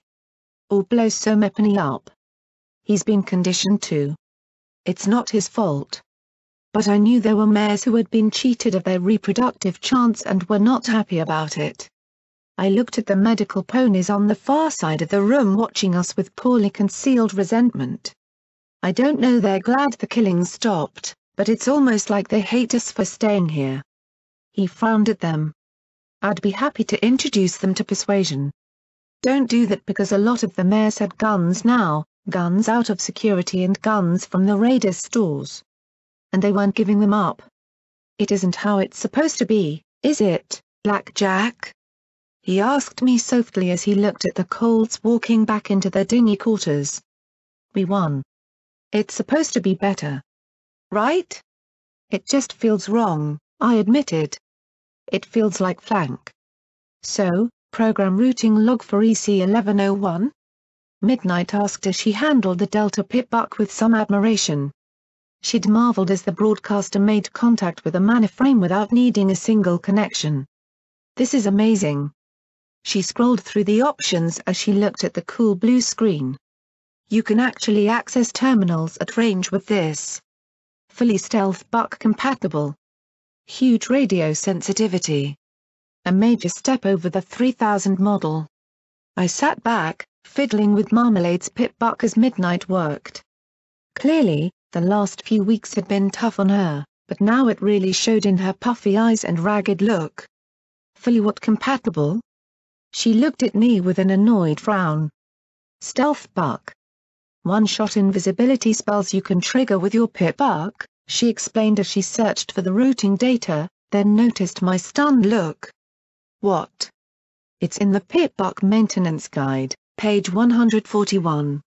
I mean, I've never seen one before, but they were supposed to make you undetectable. Invisibility spells? I thought of Brimstone's Fall, Flank, Blue Blood Manor, even the Sand Dog's Lair. Fuck you, Hoofington. Why couldn't you send a couple of those my way, huh?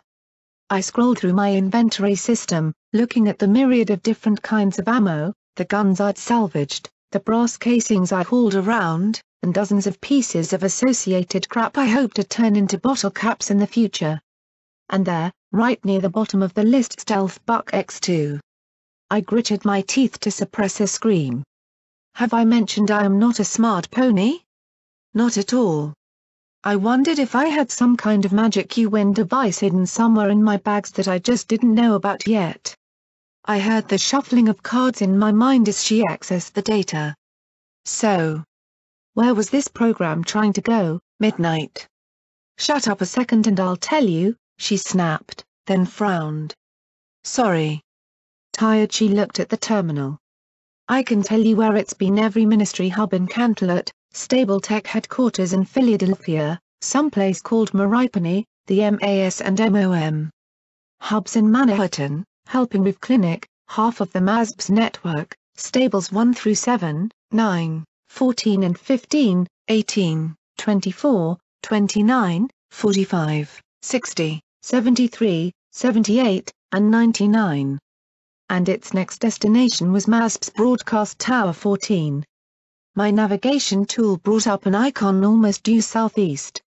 I looked at a list on the terminal. Twilight Sparkle location unknown. Search timeout. Denied. Applejack Stable 2. Blocked by Stable 2 special protocols. Denied. Rainbow Dash location unknown. Search timeout. Denied. Fluttershy location unknown. Search timeout. Denied. Rarity Mop Hub, Canterlot. Deceased. Denied. Pinkie Pie Mom Hub, Manhattan. Deceased. Denied. General Stonehide Canterlot Command Center. Deceased. Denied. General Borealis location unknown. Search timeout. Pending. General Shimmerstar, Hoofington Command Center. Primary check in progress. Pending. Chief Justice Farrat, Fluttershy Medical Center. Primary check uninitiated. Pending. Director of OIA Horse, Robranco Headquarters, Hoofington. Primary check uninitiated. Pending. Descendant Protocol NA. Error. Error. Now I frowned. It had found Applejack's location, so why had it moved on? What was Stable 2 special protocols? And why was General Borealis's search timeout marked pending while the others were denied? I really didn't know anything about programs, did I? She smiled a crooked, tired little smile. So, now that you have the data, when are you leaving? I simply looked at her in shock. We'd saved them from a mad overmare just yesterday, and today they were trying to shove us right out the door? Disappointment welled up inside me as a shiver went up my mane. Why? Do you want us to go? The black unicorn signed and rubbed her temples. I don't know, she said as she looked tiredly at me. I just want things back to normal where all I had to worry about was pitbucks.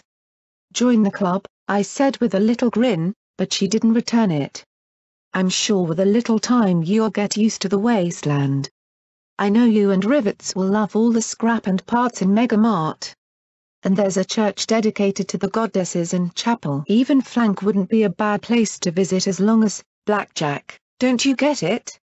She cried out as she whirled on me. I don't want to see Mega Mart, Chapel, Flank, or whatever. I want to shut the door and get back to fixing pitbucks. If you want to go, go. But I don't want to know that that world exists. I want to close the door and never let it open again. She looked at me a moment before her ears drooped and she collapsed, sniffing. I'm sorry. So many friends are gone. I think I'm going to see Pirouette in the cafeteria, but she's gone. And I think about Sparkler eating and I just want to forget. I don't want to think about it, Blackjack. None of us do. I stared at her, feeling numb. The dealer shuffled his cards as he looked at me gravely. I said quietly, Midnight, this is my home. She looked back at me and faked a smile. Yeah, Blackjack. But I'm not sure you belong here anymore, I'm sorry. And she dropped my pitbuck and rushed out before she could even remove marmalades. Don't start, I said sharply to the dealer. They just need time. A few weeks and they'll be able to deal with the wasteland. And you. That's all. The dealer just looked at me like my mother, the cards sliding past each other. He just looked at me with that patient, sad expression. Just let me know when you're ready. P21 was right, it was turning into Flank all over again. My friends all found themselves increasingly isolated. Lacuna walked like a purple ghost through the halls, scattering the stable ponies in her path. Even with wings hidden and minigun put away, they avoided her like death itself. Rampage found herself consumed by boredom as she tried to engage stable ponies and found them shying away. Even Glory was forced to spend more time with me than with the ponies she wanted to heal. Was a Pegasus really so aberrant? Most tragic of all, P-21 found himself shunned by the males he'd hoped to save. He was P-21, and so he was dead to them. It wasn't that the ponies were entirely ungrateful. There were dozens of small parties and impromptu celebrations between surviving friends. The slain were mourned and the Overmer cursed. But we weren't a part of it. I'd hear the laughter and the talk, but it all died the second I walked through the door. Then Everipany would look awkward until we left again. They didn't know how to deal with us. It was like they were waiting for the moment when we'd turn on them. Even Midnight was avoiding me. Rivets became the de facto Overmare. I tried to spend every minute I could convincing her to send ponies to Mega Mart, trade for things the stable needed. I even echoed Bottlecap's little trade will save the wasteland speech, but the Grey Earth mare just muttered and gave a half-hearted we'll see. I looked at my friend, sitting there behind her desk, looking drawn and spent. Rivets? You can't keep Stable 99 bottled up anymore. The systems are falling apart. She rubbed her bloodshot eyes.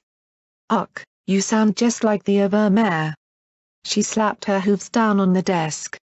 Do you think I don't know this stable, Blackjack? I know every pipe. Every wire. Every talisman. Everything. I don't care what the data says. We can keep this stable going for 2 more centuries if we have to. I began, but then she laughed. It made my mane crawl to hear that coming from the cool-headed mare. She rocked back and grinned at me. The stable is fine. Sure, things have been breaking down since the incident, the first one, but we've been fixing them. Every Overmer since then has been sure that tomorrow we'd all die, she said, her eyes narrowing and her teeth grinding, but I know what this stable can do, what we can do. So don't you come in here telling me my job. I'll fix Stable 99 without having to set hoof out in that. That great. Open. She shuddered violently. Apparently, I wasn't the only pony who went all ugly from the wide. Empty. You are RRG. I took a deep breath, trying to get her to understand. Rivets. It doesn't have to be this way. I know you don't like the outside, but, no. We've lived this way for over a century, safe and secure. She shouted. Then she took a deep breath and settled back in her chair. Sorry, she began, her voice softer. I guess you're still just trying to help, but you've got to understand that you've already done everything we need. The ponies here don't want things to change, and neither do I. We don't want to trade, we don't want to explore, we don't want to set hoof outside at all. We want to shut the door and go back to the way things are supposed to run. You were a good security mare, and you have done a lot for us. But if you keep trying to cause trouble, I'm going to have to ask you and your friends to leave. Understand? I tried to think of some new argument to try, but my mind came up blank. After a few moments of thought, I just gave a resigned nod. Good, she said, rising. Now, if you'll excuse me, I need to meet with some other maintenance ponies about keeping the stable running. I found myself alone in the atrium. Alone in the largest community gathering space in the stable. Ponies entering would take one look at me and then promptly continue to someplace else. I found myself reading Rivets's book, Duck and Cover, An Equestrian Patriot's Guide to Survival. Really, it was more a guide to blowing stuff up. The copy had been highly annotated. Napalm, add a cup of cinnamon oil per 5 gallons to the mix. Zebras can't stand the smell. See if you can mix a little magnesium with the C4. Boom and flash trumps boom. A photograph showed a unicorn mare and an earth pony buck sitting in front of a crater, grinning at the camera. There were remains of what appeared to be dragons littering the rim. A little note was written at the bottom. What else did you expect from the Ministry of Awesome? I smiled as I flipped through, looking for other little notes. There was a drawing of a building with arrows pointed at the base. Set charges here. Another of a bridge over a river, and the comment, "They'll never see us coming." There were diagrams of zebra factories, towns, waterworks, and bases, all with notes of what to sabotage or blow up. A little photo in the back displayed a dozen mares and 3 bucks posing together. Ministry of Awesome, ground pounders. We bring awesome to Earth. I blinked at the picture and the one lone Pegasus in it. Jetstream sat with a sad half-smile surrounded by grinning unicorns and Earth ponies. Saw Rainbow Dash talking with the director today. Didn't seem happy. Too much peace talk? Too much ending the war rather than winning it. Golden Blood seems certain we're going to win, but I can't tell if he was blowing smoke up Dash's butt or really believes it.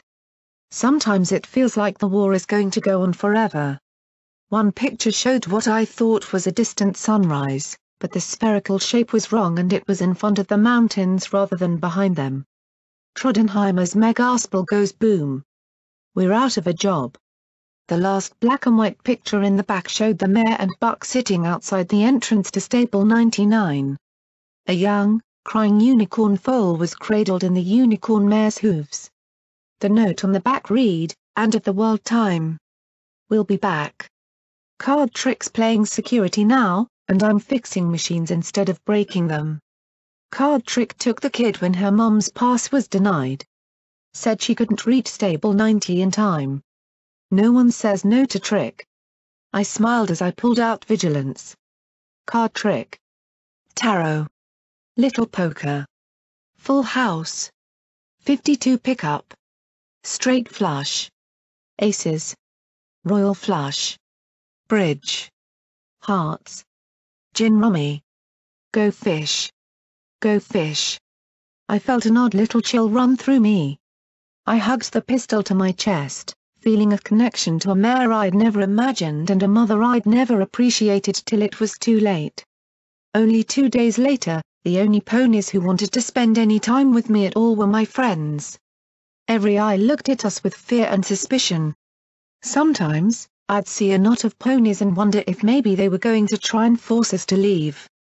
We were reminders of the outside world, alien and dangerous.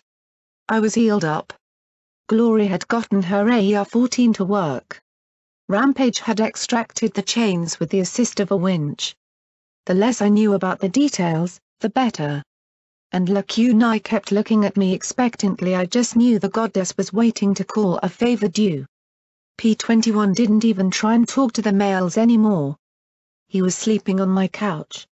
Eventually, Lacuna excused herself. She'd wait on the surface. I suspected she needed a good dose of enervation to put some distance between herself and the goddess. The 3rd day after the attack, I woke to find a petition taped to my door. Request for Blackjack and company to depart the stable. I counted 100 names before I gave up.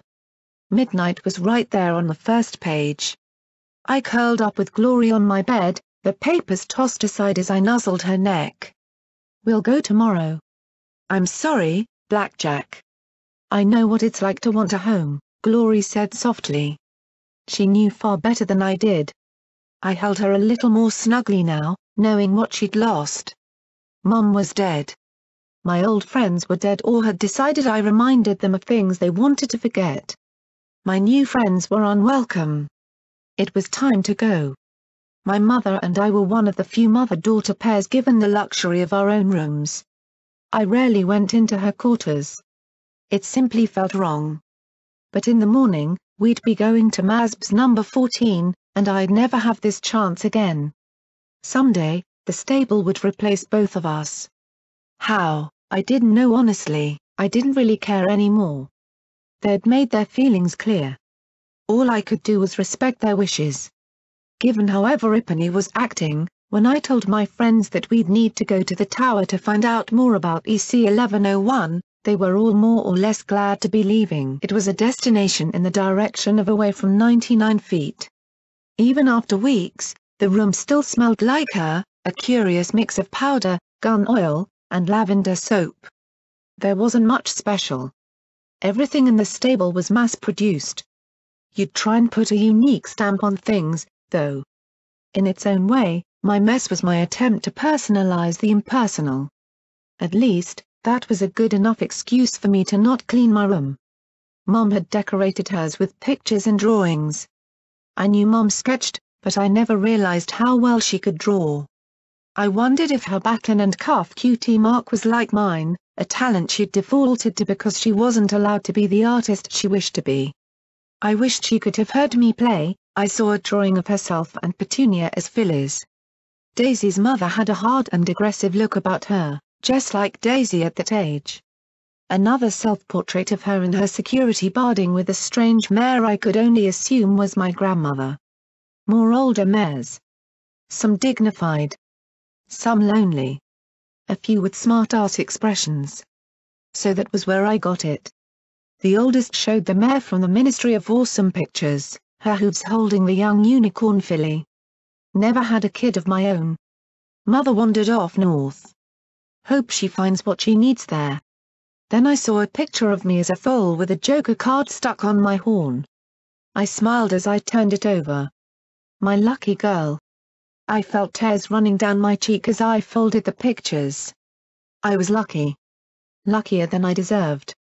I just wish I'd appreciated it when it could have meant something. It was late, and my friends were sleeping. My internal clock told me I needed to be doing a patrol just now, and odds were that I was the only security mare left in the stable.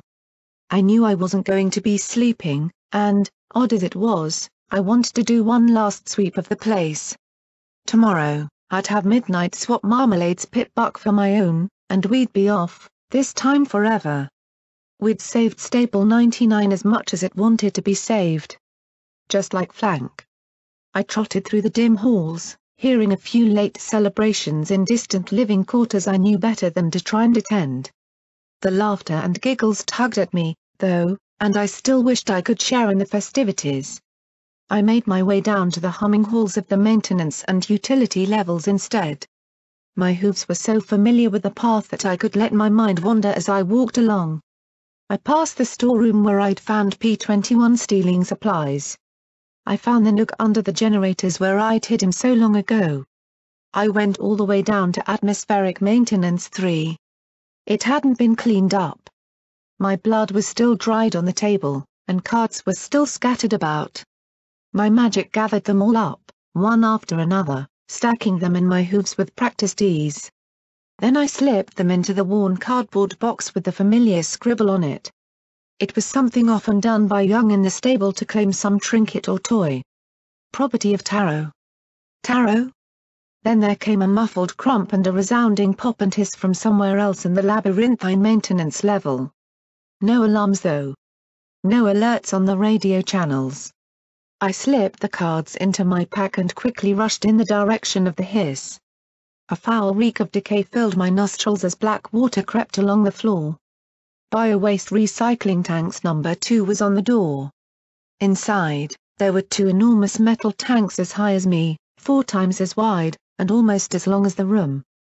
Numerous pipes marked with faded labels ran to and from each tank. From a burst seal sprayed the noxious grey water. I gagged from the stench. I knew that seal wouldn't hold. A young mare shouted from around a monkey wrench clenched in her jaws as she entered from behind me. She raced past and climbed a stair to reach the spray. Her brown utility barding quickly took on a dark stain from the water. Close the number 4 valve. She yelled as she tried to tighten the bolts around the spraying connector.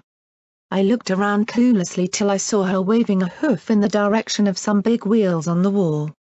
One had a number 4 on the pipe above it. The wheel glowed as my magic turned it. The spray increased and the filly shrieked, "Close the valve, not open it." I yelled my apologies and reversed direction. What? It wasn't like the damn thing was labeled. With the valve closed, the spray slowed to a trickle. I knew the system was overpressurized. I knew there was too much methane, but do they listen to me? "No," she said as she wiped the gunk from her face. "What happened?" I asked, my body adjusting to the sweet and sour reek enough to avoid gagging.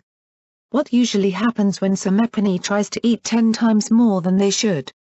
It ran out of space to put stuff. Damn thing built up too much methane and burst a seal. Just like I told them it would, she said as she tugged and yanked on the wrench. Of course, it's not like the morning crew can deal with it. Oh no, best leave it to the new girl. That way, when the system's fucked in the arse, Everipany will know who to blame. I couldn't help myself. What's your name? She shook her head firmly, flinging away some of the muck. Scotch tape. I blinked and then grinned. You're duct tape's kid. Now that I looked at her with that in mind, I could see that she was indeed the filly from back before everything. It hadn't actually been that long, but she looked older now and much more confident. It seemed like she really had gotten the hang of it. You knew my mom? She seemed both impressed and a little nervous about that. I rubbed my nose and regretted it. Fortunately, the stench seemed to have paralyzed my sense of smell. Mostly. Yeah. I can kind of say that. If it wasn't for her, I'd have never gotten the chance to leave. She gave me a crooked sort of smile. Underneath the filthy overalls she was a lot like her mom. Not beautiful or pretty, but cute with her light blue mane. Yeah. I can only imagine how awesome that would be. Oddly, I was both touched and inspired by her attitude. She was the first I'd come across that didn't treat the outside with suspicion. What can I do to help? I asked as I looked at the maze of pipes and arcane machinery. Going to have to vent the excess pressure, she said as she looked at the massive metal tank and wiped the foul film off her mouth. Okay, you want to explode, or do you want to puke? What the hell kind of choice is that? I asked, wondering if I should run and get rivets. Not explode.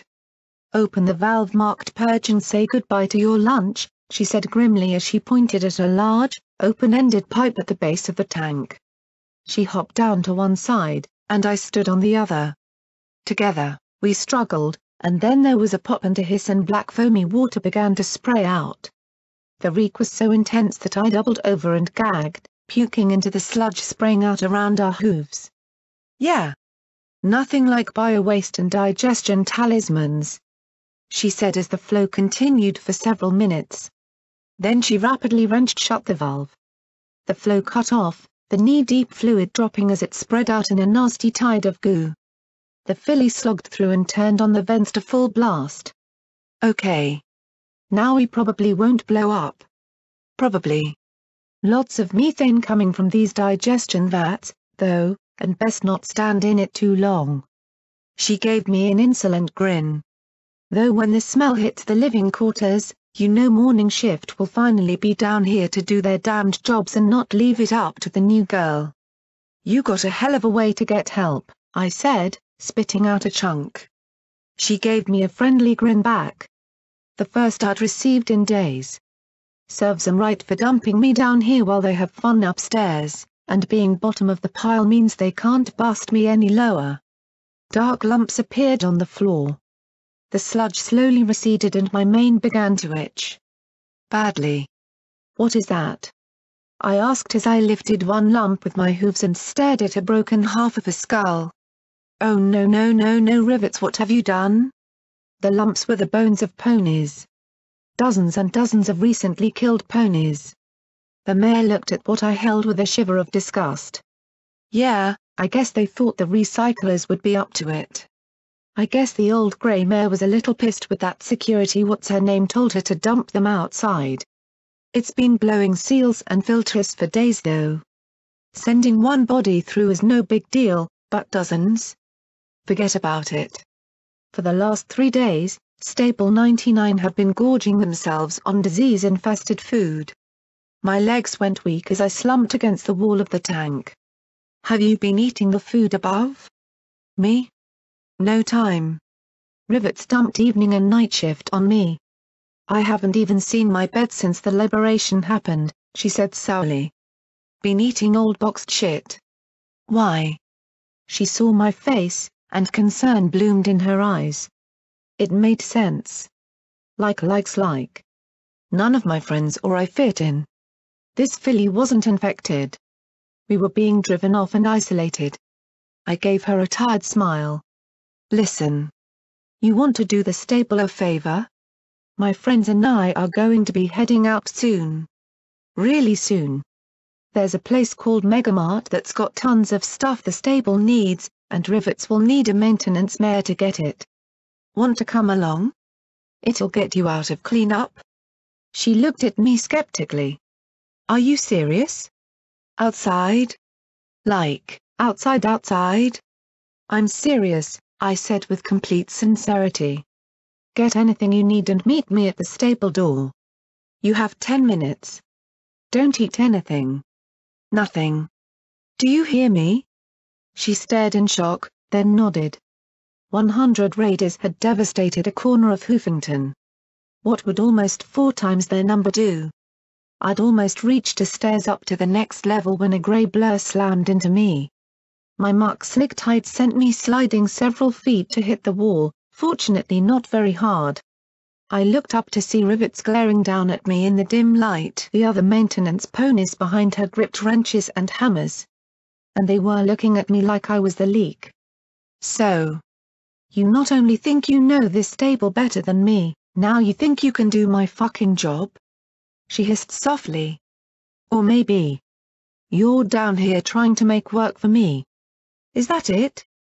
Trying to force us all outside? I struggled to my hooves, the muck making standing a disgusting challenge. Rivets.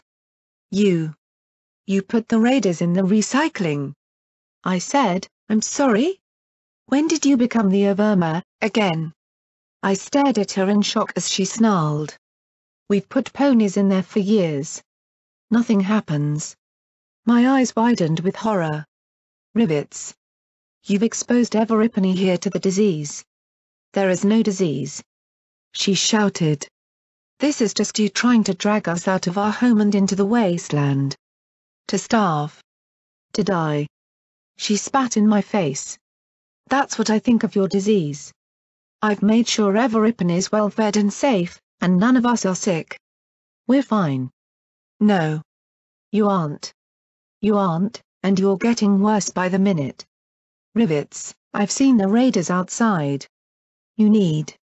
What? At this point, what could I do? What could any pony do?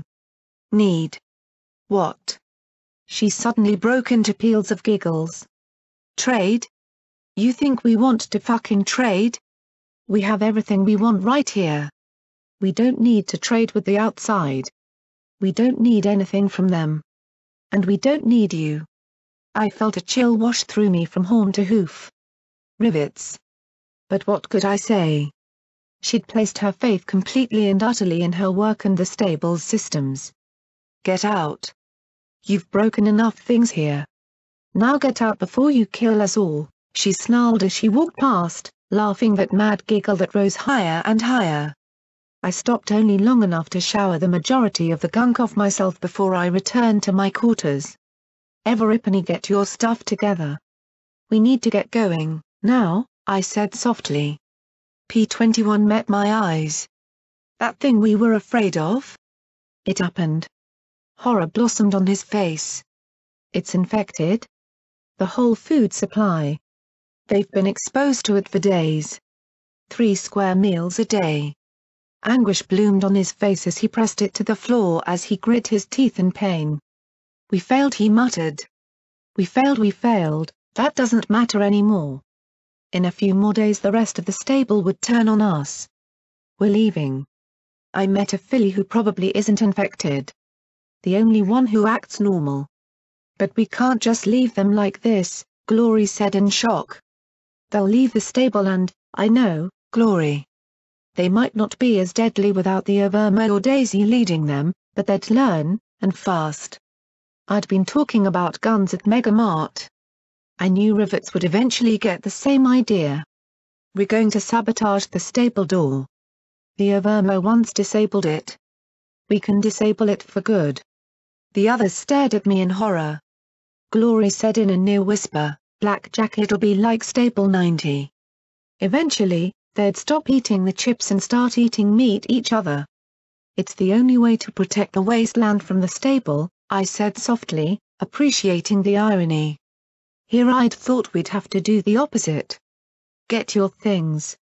We're going. I doubt they'll stop us. We got our things and made our way up to the door. I was glad to see Scotch Tape had taken my warnings so seriously she hadn't changed out of her stained coveralls. Something's wrong, isn't it? Rivets isn't even answering her intercom. Yeah, something. Everyone through. I'll disable the controls and jump through before it closes. I turned to P-21. Grenade? What? How else did they expect me to disable something? I opened the door, and together they stepped through. They'd meet Lacuni somewhere outside, I hoped. Then I hit it a second time and ran to the entrance as the door once again started to close. The dealer stood beside me with sadness in his eyes. You don't have to do this, Blackjack. Yes. I did. My glowing eyes met Glory's. I smiled. Her eyes went wide as I levitated the Delta pit buck and threw it through the closing door along with my bags. The rest looked on in shock as Glory screamed my name.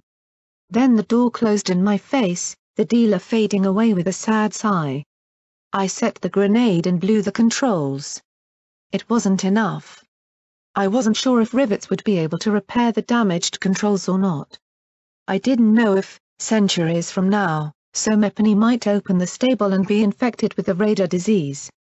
And I knew there were dozens of foals who didn't deserve the slow and painful death of the murder, starvation, and horror that was to come.